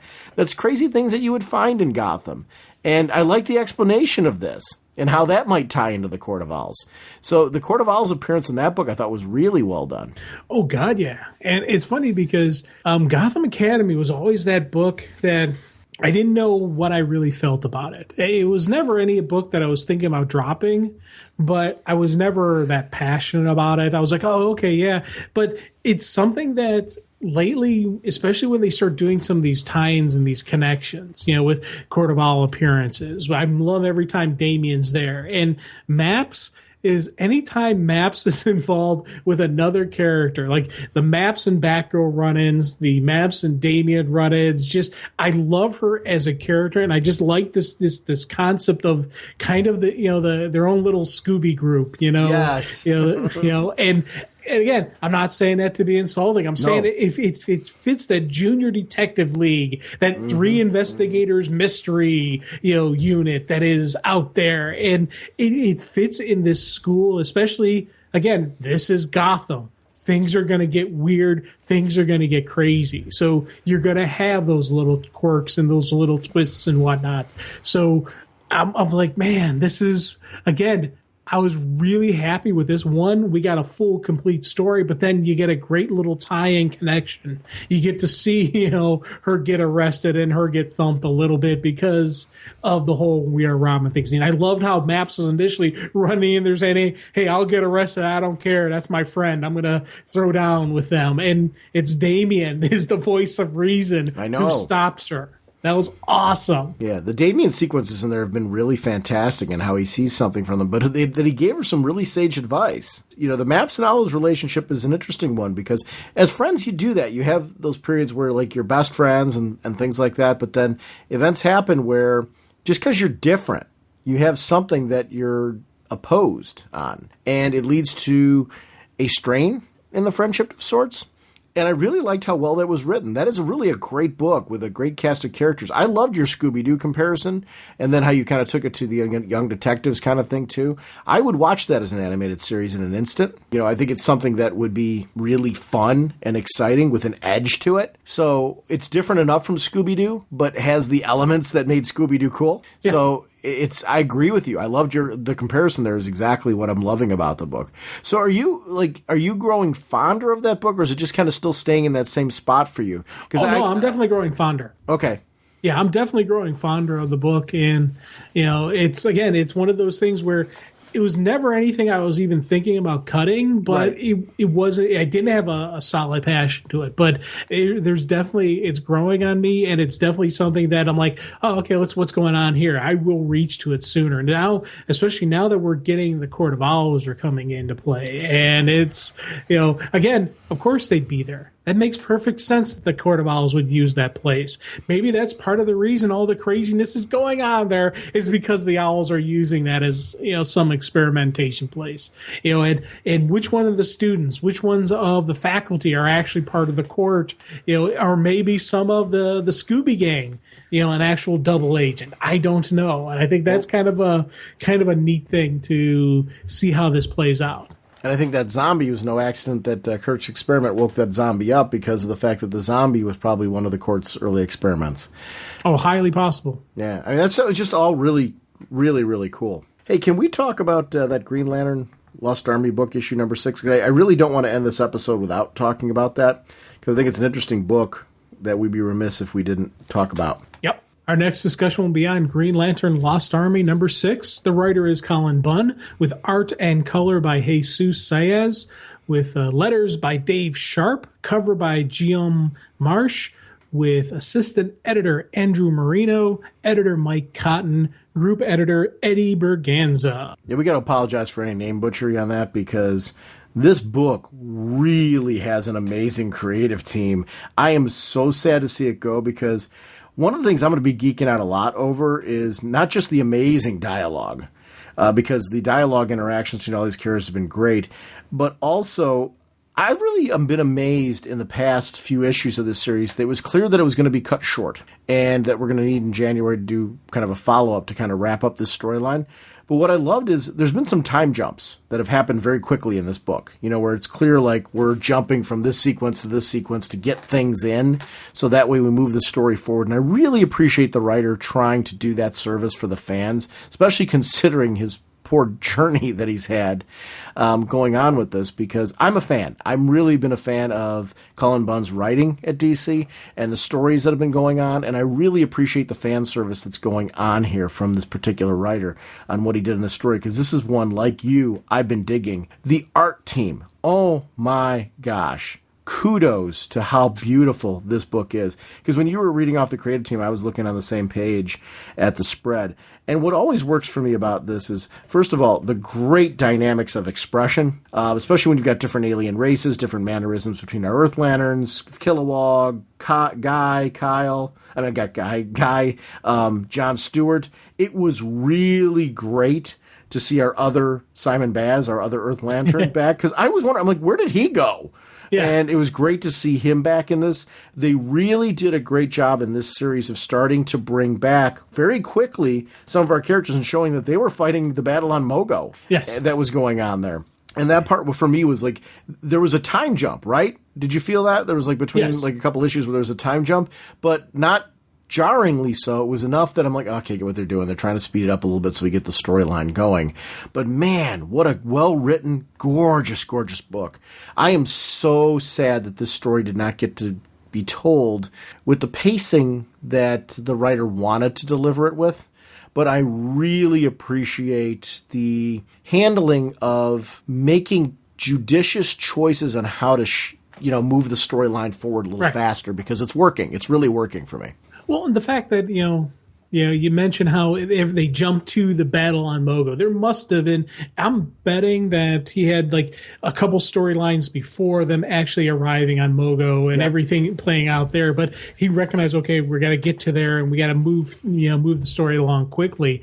And for me, I still got a great complete story. And I completely, Colin Bunn is a name on the list now for me of writers that when I see his name on a book, I'm going to give it a read through, just because I trust his style. I trust the story he tells. And there was some great moments in this. I loved, one, you mentioned Simon. I love seeing him in there, but I liked how they've modified him now, where he's got the lanterns, the lantern imagery of the pistols. You think when he first arrived on the scene, he always kept carrying that pistol because he didn't completely trust the ring. Well, now the guns are gone, but it's still the imagery of them, and that's what he's using to cast out his constructs. Some of the great John Stewart scenes are when he decks back up in full battle gear and he's got the sniper rifle, and it helps his focus that he goes back into that old mindset. With Simon, we've had that same type of line, of thought, but also Kilowog. I'm so happy that Kilowog has that wand type instead of a ring that he went back to. Well, not went back to, but they kept that going, and they're going to keep that going, forward, because that kind of fits him. Yep. Kilowog was always the guy of, I use big hammers and I hit things. Well, this wand, that fits that style, but they're still disciplined. They're still Kilowog, but this one kind of, it fits his groove a little bit better. And I was so happy to see that, and even just the change kind of in his costume and his styling to him. I like that you clarified that as you were going along, because you talked about discipline. Because Kilowog isn't a brute for the sake of being a brute. He does embrace strength and being able to use it and things like that, but he uses it with, I'll borrow one from you, with strategery. I really did like your use of the word discipline there, because I do think, I'm glad you caught yourself, because I was ready to jump in on that one. I was ready to pounce it. I'm like, no, but I thought it was great. You organically went there. And I thought it was really cool the way that you're, like, as you were feeling out, like, what I want. Because I could tell you were trying, like, what do I say about Kilowog? And that word came in, and I'm like, oh, yeah, he nailed it. That's exactly what I think of when I think of Kilowog, is that aspect of it. I don't mind the different Lantern, like you're spot on with Simon Baz and what happened there. I do like that Kilowog grabbed that and he's kind of like, I kind of like it. I gotta hold on with it. And I like that. I like that bit of it too. There's, we've always liked the distinguishing traits of the Lanterns when they happen organically. I'm really sad that, like, some of his DC work has gone this route, because I've really enjoyed everything he's done at DC. And I know he's going to be doing work. I was reading an article. It looks like he's going to be doing some Uncanny X-Men coming up. He's taken over that book. I've liked his work so much with DC. I'm going to read that. It's, I don't know if he started it yet, but I will jump on board it if he hasn't. I always get a little behind on my Marvel reading, and I don't share that much on the show. It's not, because I don't want it to come off as, oh, I'm anti-Marvel. That's not the case at all. I actually really like Marvel characters and the writing that's going on over there as well. It's a time factor more than anything else, and the fact that we're a DC podcast. I jumped to my DC books. But I actually really love, my problem is I love so much in comics, it's hard to get to it all. But like you said, and I want to echo the sentiments exactly, Cullen Bunn, because of his DC work, has really become a writer that I didn't know beforehand, but I will follow now, because I'm a fan of the writing delivery, kind of like Charles Soule, if I'm pronouncing that name correctly, and if I'm not, excuse the butchery. But that's another writer, who's doing quite a bit now of Marvel work, really digging what that writer's doing. So there's a lot of writers that have, unfortunately, for whatever reason, they didn't work out at DC, or they got different deals in Marvel, and they're going forward, where I'm following them elsewhere. James Robinson's over there. It's all these writers that I'm digging. I actually don't mind that from time to time. I think for me, what I like to see is creators that I like winding up on projects that match the quality of their talent. Like, you don't want them to leave like a DC and vanish, and I said same thing with writers and artists. I want to see them land somewhere where they're doing projects that are giving them the right amount of work that they need, so that way, they're able to sustain themselves in this industry. Because as a fan, the selfish part, I want to get more of their product. I want more of their work, wherever it's going to be, because I'm a fan. And sometimes the change up of creative is a good thing for both companies, And not just them, it's good for Image, it's good for Dark Horse, IDW, all these other companies. I always want to hear that these creators are doing well. The ones that I love, that's the part of me where I want them doing well. I want them doing projects they're interested and excited in, because the more excited they are in those projects, the better the quality of the product I get from them is. For me, it's a win-win all around. So that's my first thing I look to, like when Cullen Bunn is leaving this, is where is he going? How can I follow him? Is he going to be able to do what he loves and be able to deliver that? And hopefully the fans will treat him a little better. I mean, come on. How do you chase this guy off of Aquaman? His Aquaman was awesome. I really am infuriated by that, because I was liking the book so much with what he was doing. That stuff really irritates me when that happens. Let somebody pay out their project before you start. Then at the end, if you stuck with it the whole time and you didn't like it, then judge it and kind of go, this is why I didn't like this run. All right, I get it. You read it and you didn't like it and all that. That's open for debate. But don't chase someone off something before they finished. How do you, in the early stages of a storyline, judge it? You can't until you see where it's going to go. Oof. Yeah, I know, and it's especially like when we look at books, and when I start laying out what I'm whether I like a book or I don't, I always say you got to give it at least one full story arc before you can really even begin to understand where the creative team is going with this. And even then, sometimes you're still getting the groove of it. You're still getting the groove of their style. But with him, I will admit, I had to get the groove going. But I got it, and I understood where he's going with this story.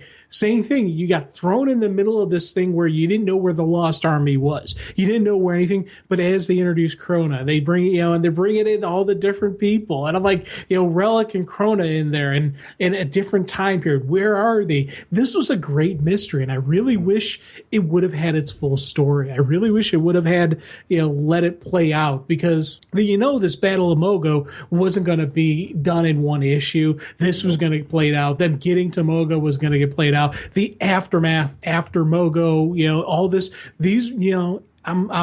it's got to have been multiple issue planning and maybe even a different story arc that he had to, force things through and, bring it together quickly. And I really wish we could have gotten the actual story that he had planned out and he had originally laid out, because I'm thinking that would have been awesome, man. I agree.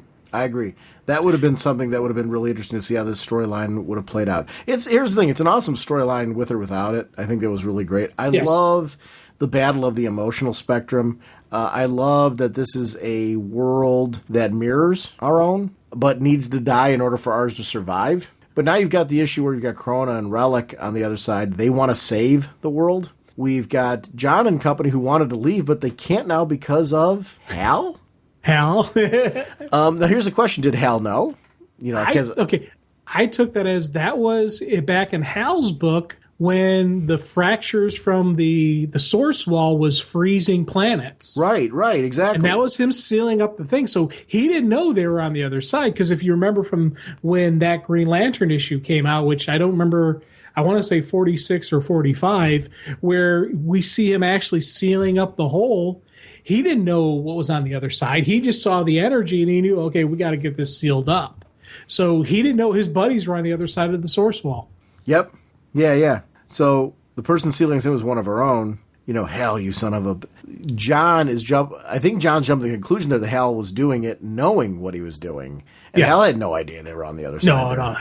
No. And you think about it, you look at just how the artwork and everything, how it's laid out, John can very clearly see Hal, so you assume Hal completely clearly saw them as well. So I understand why John, is thinking what he's thinking, because it looks completely clear to him, but we know differently. And I'm assuming, with this, the Edge of Oblivion storyline, they're going to get home and things are going to get fixed. But it is always kind of interesting because Krona and Relic are like, hey, these lanterns, they don't want to save this universe. We should. So once again, these two who were great enemies for the Green Lantern Corps are now uniting in their efforts against the Corps. And that's kind of stuff I'm really curious what's going to happen in Edge of Oblivion. How do they get home? What happens to Relic? What happens to Krona? Are all the lanterns going to make it back? And are people going to change? Because we saw already the binary agent lantern is now blue, and we saw the one guy turn yellow, and there's a couple reds now, and everything's kind of jumbled where you have this one world where you've got Mogo, who has all the color spectrums kind of working in harmony and working in peace with each other. But how long does that last? Yeah, I can't wait to see what happens with all this. It's become very, very interesting, as usual, with the Green Lantern books. That's why I'm sad, just because of the fact that the quality's been there, and it's sad. Definitely. It's sad to see when you lose part of the creative that's responsible for the quality that we're seeing right now. Oh, no, you don't! Hey, guys, it's D'Angelo from Detroit, and I wanted to let you know who I'm really digging right now. I don't think there's a better writer out right now than Tom King. He is killing it on every book he is on. Grayson is phenomenal, unbelievable tie-in back in the whole Batman Incorporated, Dr. Journalist, all that crazy Morrison stuff. It's working. It's so good. Omega Man, I'm so glad it got those, didn't get canceled and got a full 12 issues. So excited for it. Oh man, it's fantastic. And you guys gotta review Sheriff of Babylon on the show. I mean, the first issue just came out, and I don't know if it's a perfect comic, but if there is, that's one. And then you guys, I don't know if either of you reading this, but he's probably putting out the most original and inventive comic that I've seen at Marvel in a long, long time. So I can remember. If you told me I'd be loving a book about Vision, I would say, what? No. This Vision book is unreal. It is so good.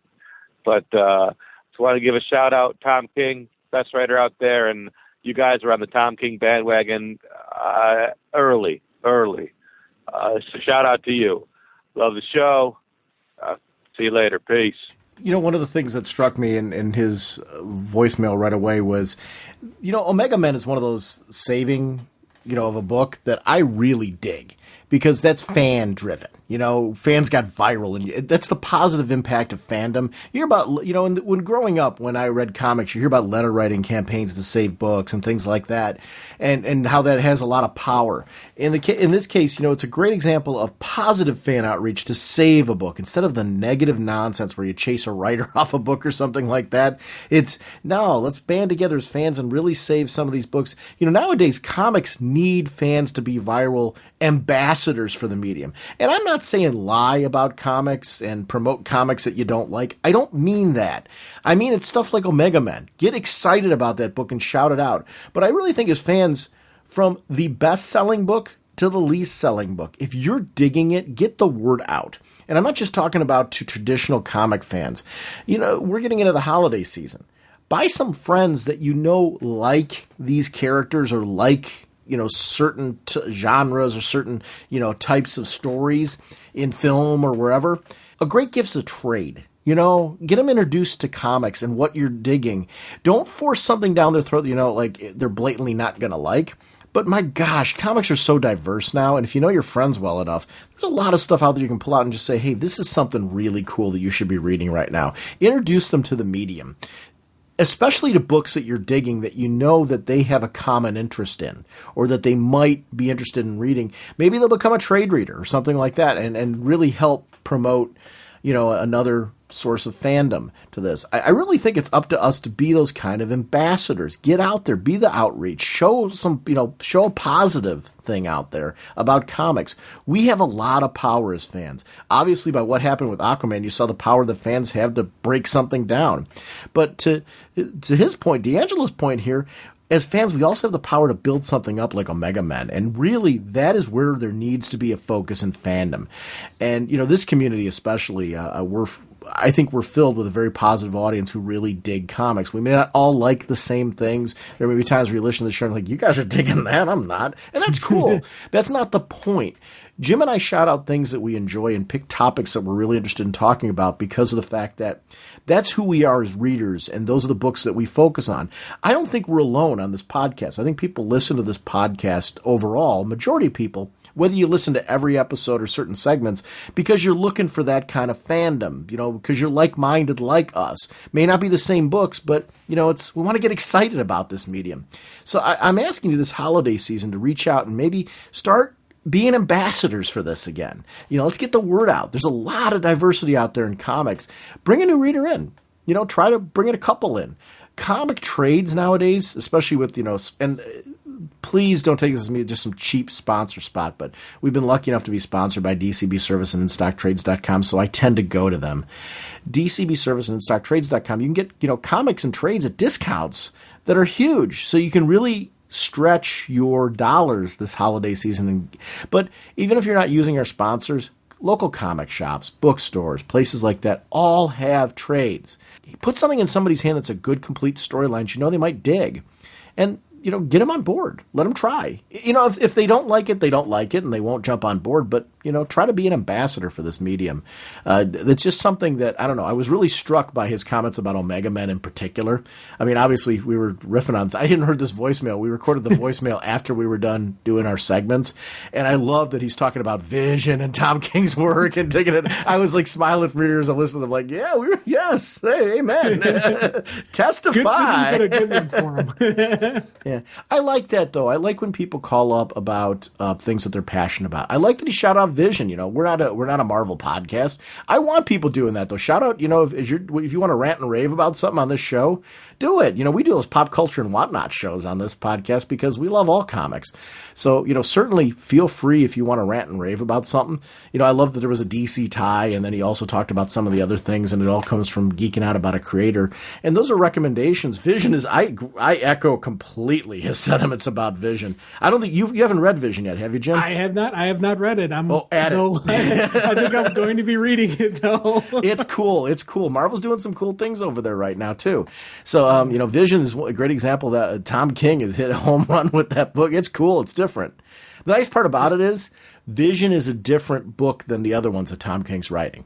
So if you're digging Tom King's writing, for anybody listening to this out there, Tom King's really diversifying the books that he's doing. And they're very different stories, very unique entries. This is a guy to watch. And I like that. I like that there's people in comics right now shaking it up a little bit, telling some different kinds of stories and bringing out some characters that you didn't expect. Vision's one I'd recommend, though, too. I'd echo. Just when I think I'm out, they pull me back in. Oh, Marvel. I'm going to start reading Marvel again. Well, no, you know what? If you read Vision, though, let's shout out on the show because I'd love to hear what you think of it. Is it your thing or not? I think it's a great book, and it really is one I recommend because it's worth adding to your reading library. We got an email. Oh, I'm sorry. Go ahead. Well, I was going to actually, one quick comment, and something you said that I'm really glad you said, and I want to just reemphasize it. We're not asking people to lie or say something's good if they don't think it is. We're asking you to talk about what you like, what you enjoy. That's the raging in Raging Bullets. It's not a negative. It's a positive. It's that energy that when when we first started talking about, Sheriff of Babylon, I had just that energy, that crazy energy that I was trying to keep in check, but I was just so fired up about that book.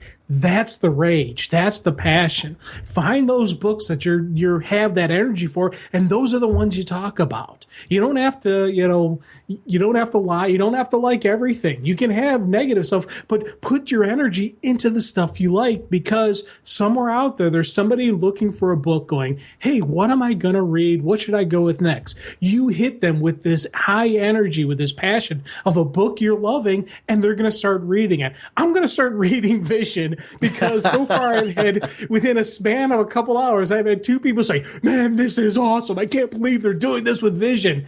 I'm going to read Vision, okay? I'm probably going to go back to reading some X books because Colin Bunn's going over there. I'm probably going to be pulling up some more, other books out there because other people are working on stuff that I'm, people that I like are working on these other stuff, and people are talking about, hey, this is something we got to check out. You got to check it out. That's the passion. That's the rage. That's the fire. That's what you got to talk about out there. Testify.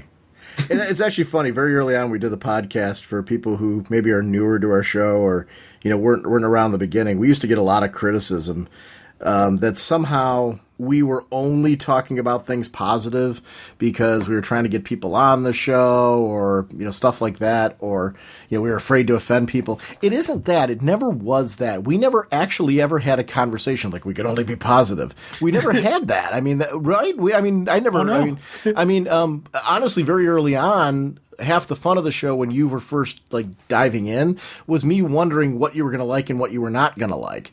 But as we both became kind of unapologetic fanboys, it became, I think our most interesting discussions are in the course of planning an episode of the podcast, us trying to figure out how to have a balance of what you really want to talk about now, what I really want to talk about now, and also what are we sacrificing that we also wish we could talk about, but there's only so many hours in a day.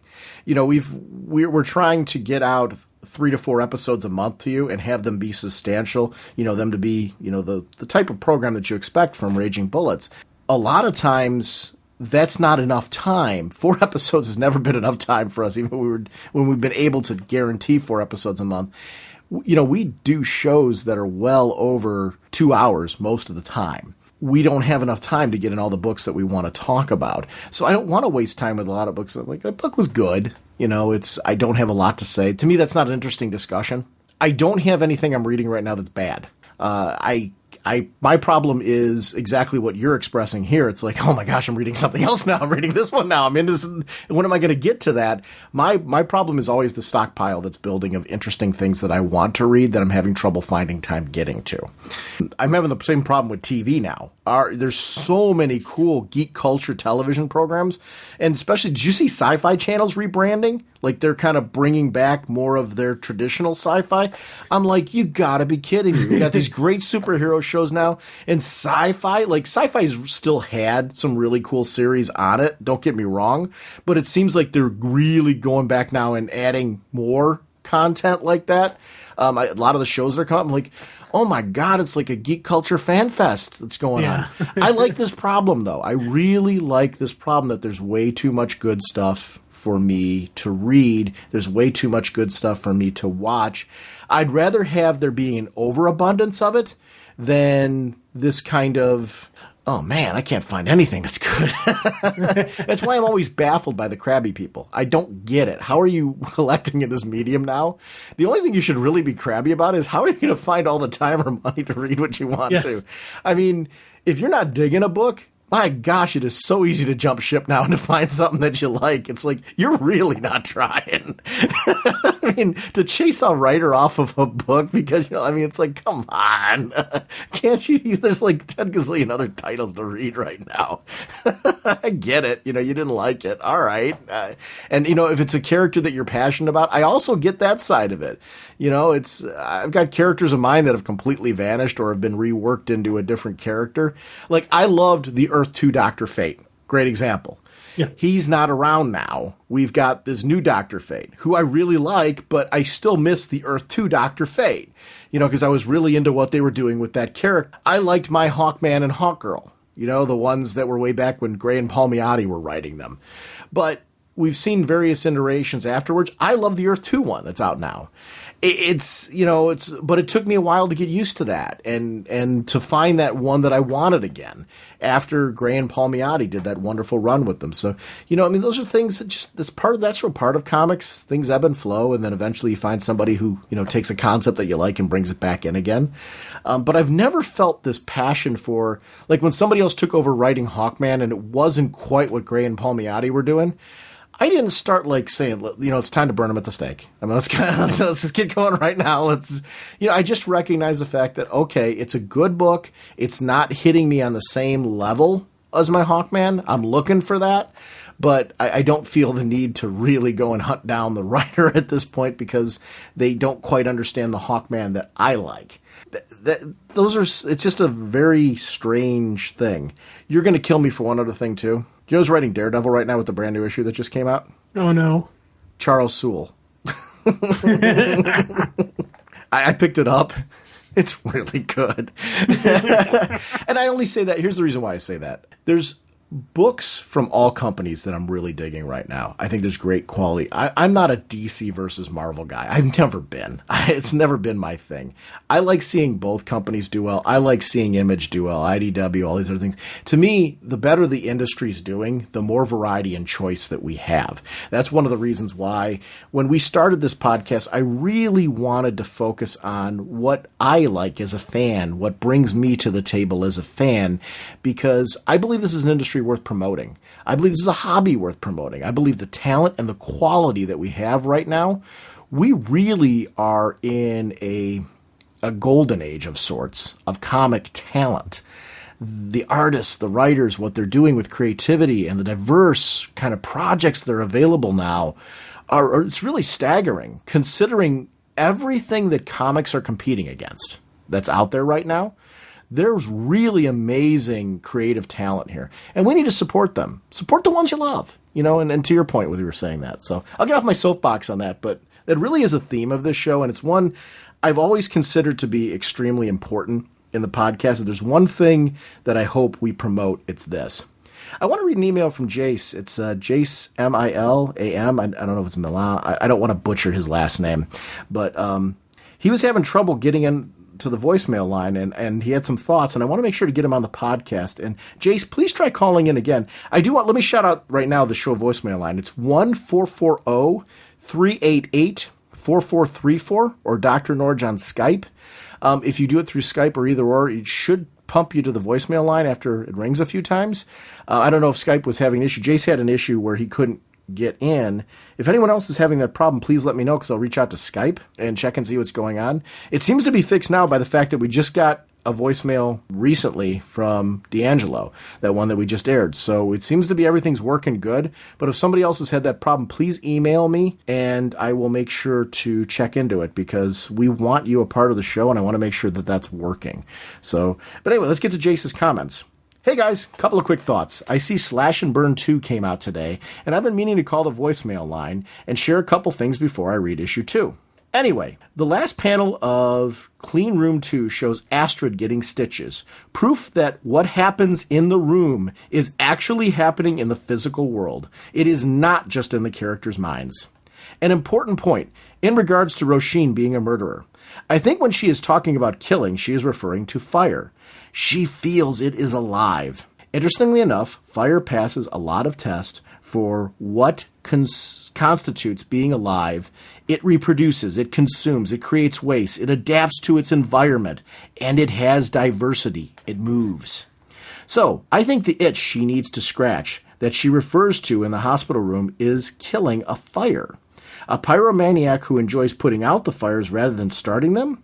Or just the guilt of the love of fire drives her to murder them? Food for thought. Jace. I don't know that it's as simple as that. I actually agree. I like his idea that that's a part of it. Killing the fire is part of the thirst as well. I don't know that I'm not disagreeing. I think that is an element. Actually, it wasn't something I was thinking of, so I like that concept, but I don't think it's as simple as that. Because her shock over her friend being alive shows that there was something in the past that she feels guilty of. And it may be, her thirst for fire caused something. I think as the book goes on, we're going to get those questions answered. But I agree with Jace's point that I don't think it's as simple as that. And I think Jace is promoting some interesting psychological parts to this whole thing. It's what we like about the book. I like the psychological piece. So I think Jace is on to something as far as, we really should be exploring the psychological twists. I do like the references to Clean Room 2 and the fact that, there's things going on in that room that are physically manifesting as well. You know what I'm loving? I'm loving that I'm digging so much these Vertigo titles that have come out. They're adding such a diverse storytelling to my library again. This is really taking me back to the glory days of Vertigo. Vertigo early on was very much this, and it was great because, I could read all my favorite superhero titles that are, doing gangbusters, like a Robin War, all that, where I'm just like page turning. But then you hit a Sheriff of Babylon, you hit a Clean Room, you hit a Slash and Burn. These are titles that are, and that Lucifer backup, that preview, man, does that look cool. There's some really cool stuff coming down the pike. To your point earlier, the big problem is the quality. You're talking about how I'm going to be reading some Marvel now, I'm going to be reading X-Men, I'm going to be doing this, and, I pick up Daredevil too, by the way. But this is what the hobby's about. Whether or not you're able to pick up everything that everyone's recommending isn't the point. The point is that there's always something cool out there to grab.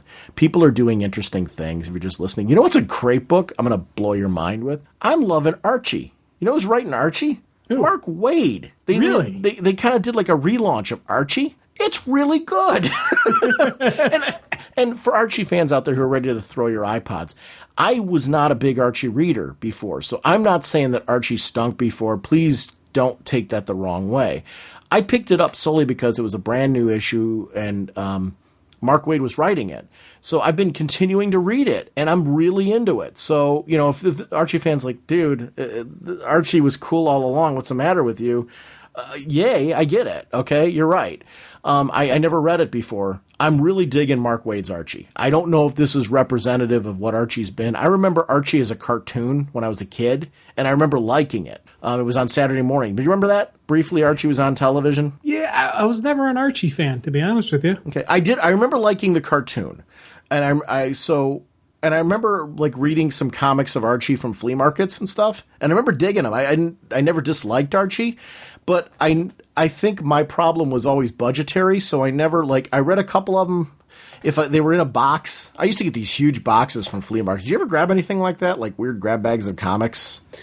Oh God, yeah. Every so often you would get just a yard sale or just wherever. Yeah. Yeah. So I mean that was stuff, and I remember grabbing like Archie that way.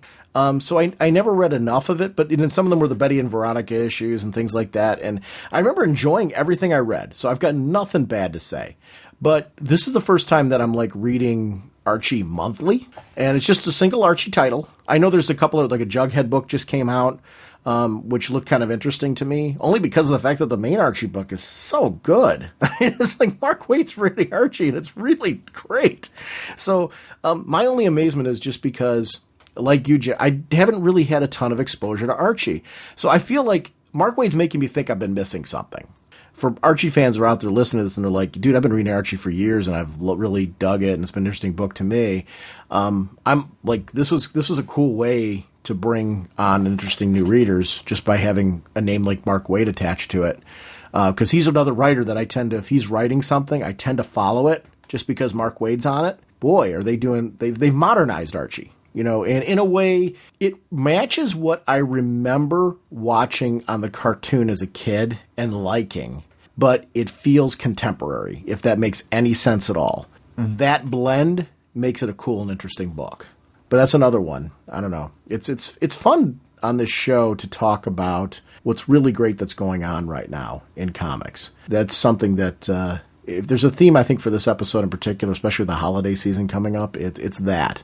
I'd like to end off 2015, not that we're ready to yet, because we got more to talk about, including having Freddy back on. We're going to have Freddy back on to discuss Teenage Mutant Ninja Turtles and Batman.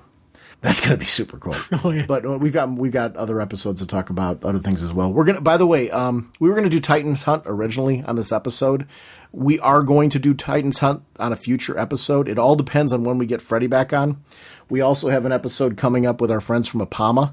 I'm trying to work that out with them, basically because of personal issues that I've had on my end and Jim's work, my work.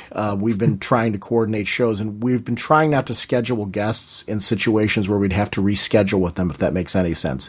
It's easier to reschedule with each other than it is to put off guests. So we are going to do an episode following up on Apama, too, because I know we've been shouting out that book in our show ads, and that's been purposeful because we would like to have them back on to discuss it because we're big fans.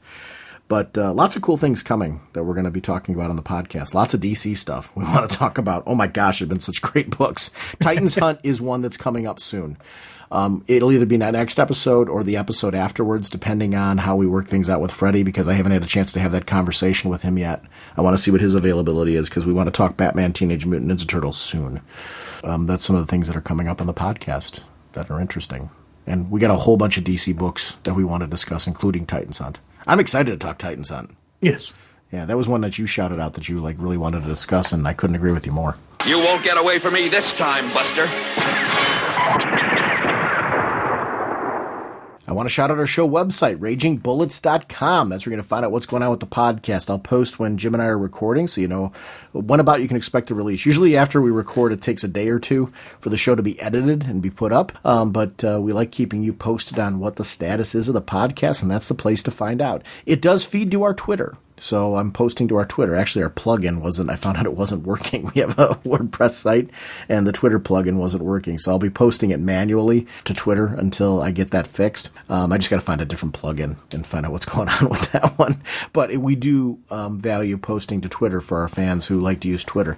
So just keep in mind that you will find out what's going on with the podcast again from Twitter. We also have a Facebook fan page where we post all of our new episodes and an amazing Facebook group community.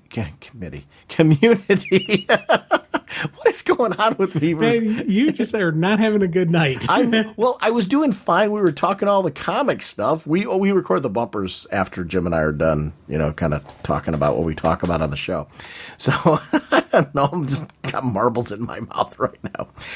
Let's try this again. Take 2. We have an amazingly cool Facebook group community, and it really is a community made up of just awesome people who continue to post about all of comics and pop culture and television shows, Marvel, DC, Independence, you name it. They talk gaming, everything. It's a fun group because they get excited about all this stuff, and that's sort of what I really love about those guys and gals over there. Anybody who's in that Facebook group community is just really just fun. I find out so much that I'm missing because they talk about, you know, so many really cool things. They do chats and meetups, and you know, it's really such an amazing group, and I just want to shout them out because it's really their community. I'm just proud that our banner's a part of it on some small level. So yay, you guys! We're also on Google Plus. So you can find us just about anywhere that you want to. And all of those things are in the About Us section on our website. They're always in our show notes because they matter to us. So it's kind of a great way to find us wherever you may be. On that note, Mr. Segulin, we are sponsored once again by DCBService.com and InStockTrades.com. What is going on over at Discount Comic Book Service? Well, of course, we got some great bundles. We got the new Vertigo issues, 50% off, $21.89. That's all 11 of the new Vertigo for only $21.89. We've got a great miniseries bundles with the new miniseries that are coming out on DC. Again, 50% off, $11.93. We've got the Wonder Woman Earth 1 hardcover, again, 50% off, only $11.49, and the great Robin War hardcover, 50% off, only $12.49. These are some great 50% off deals that you can get from our friends at DCBS, but also don't forget about Apama, the Undiscovered Animal, Volume 1 trade. Drop a DCBS a line. Let them know, hey, I didn't pick it up last time. We are going to have the people on the show. You want to have that in front of you when we're talking because we can better enjoy the show. Plus, talk to your local comic book shops, you know, see if they've ordered it, see if they can get it for you. You know, there's a lot of ways to get it. This is a book we're definitely encouraging people to get because we really enjoy it, and it's a really good people. It's a cool story. There you go. I'm glad I'm not the only one mumbling. Yes. Over at InStockTrades.com. Jim, we got that 50% off. What is it, Jim? 50% off. All right. We got Annotated Sandman hardcover volume 4, 50% off, only $24.99.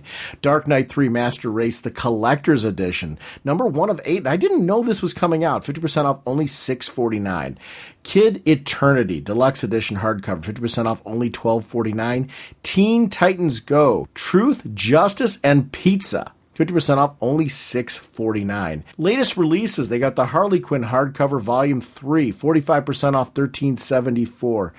Suicide Squad trade paperback volume 2. This is the original Suicide Squad book, and that's 45% off, only $10.99. So it's just amazing deals over at InStockTrades.com. Browse through the site. They always are offering extra special deals up at the top. They've got 300 DC titles at up to 70% off. They've got DC Archive titles, select ones, up to 70% off.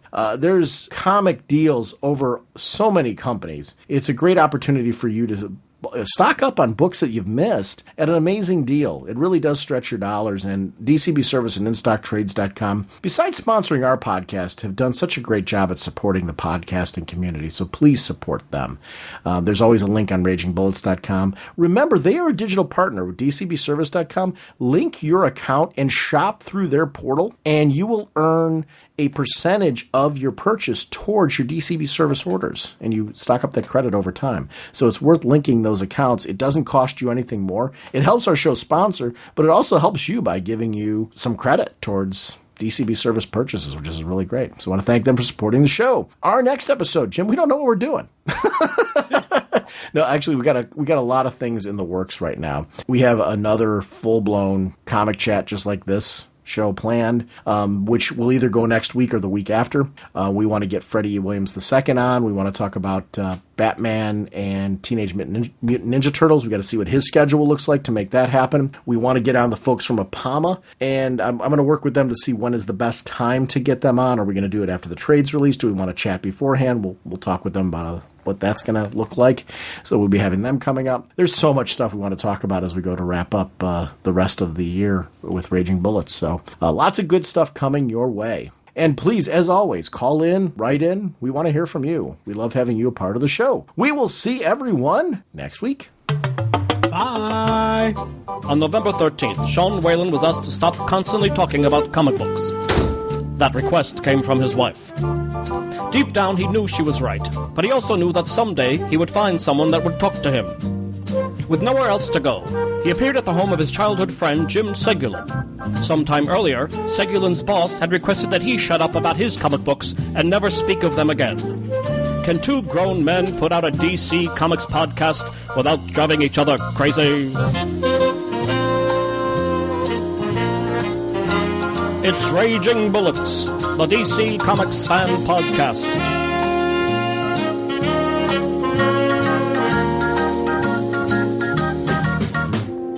With Sean Whalen as Dr. Norge, and Jim Segulin as the Sensei of the Whatnot and the Duke of You Know.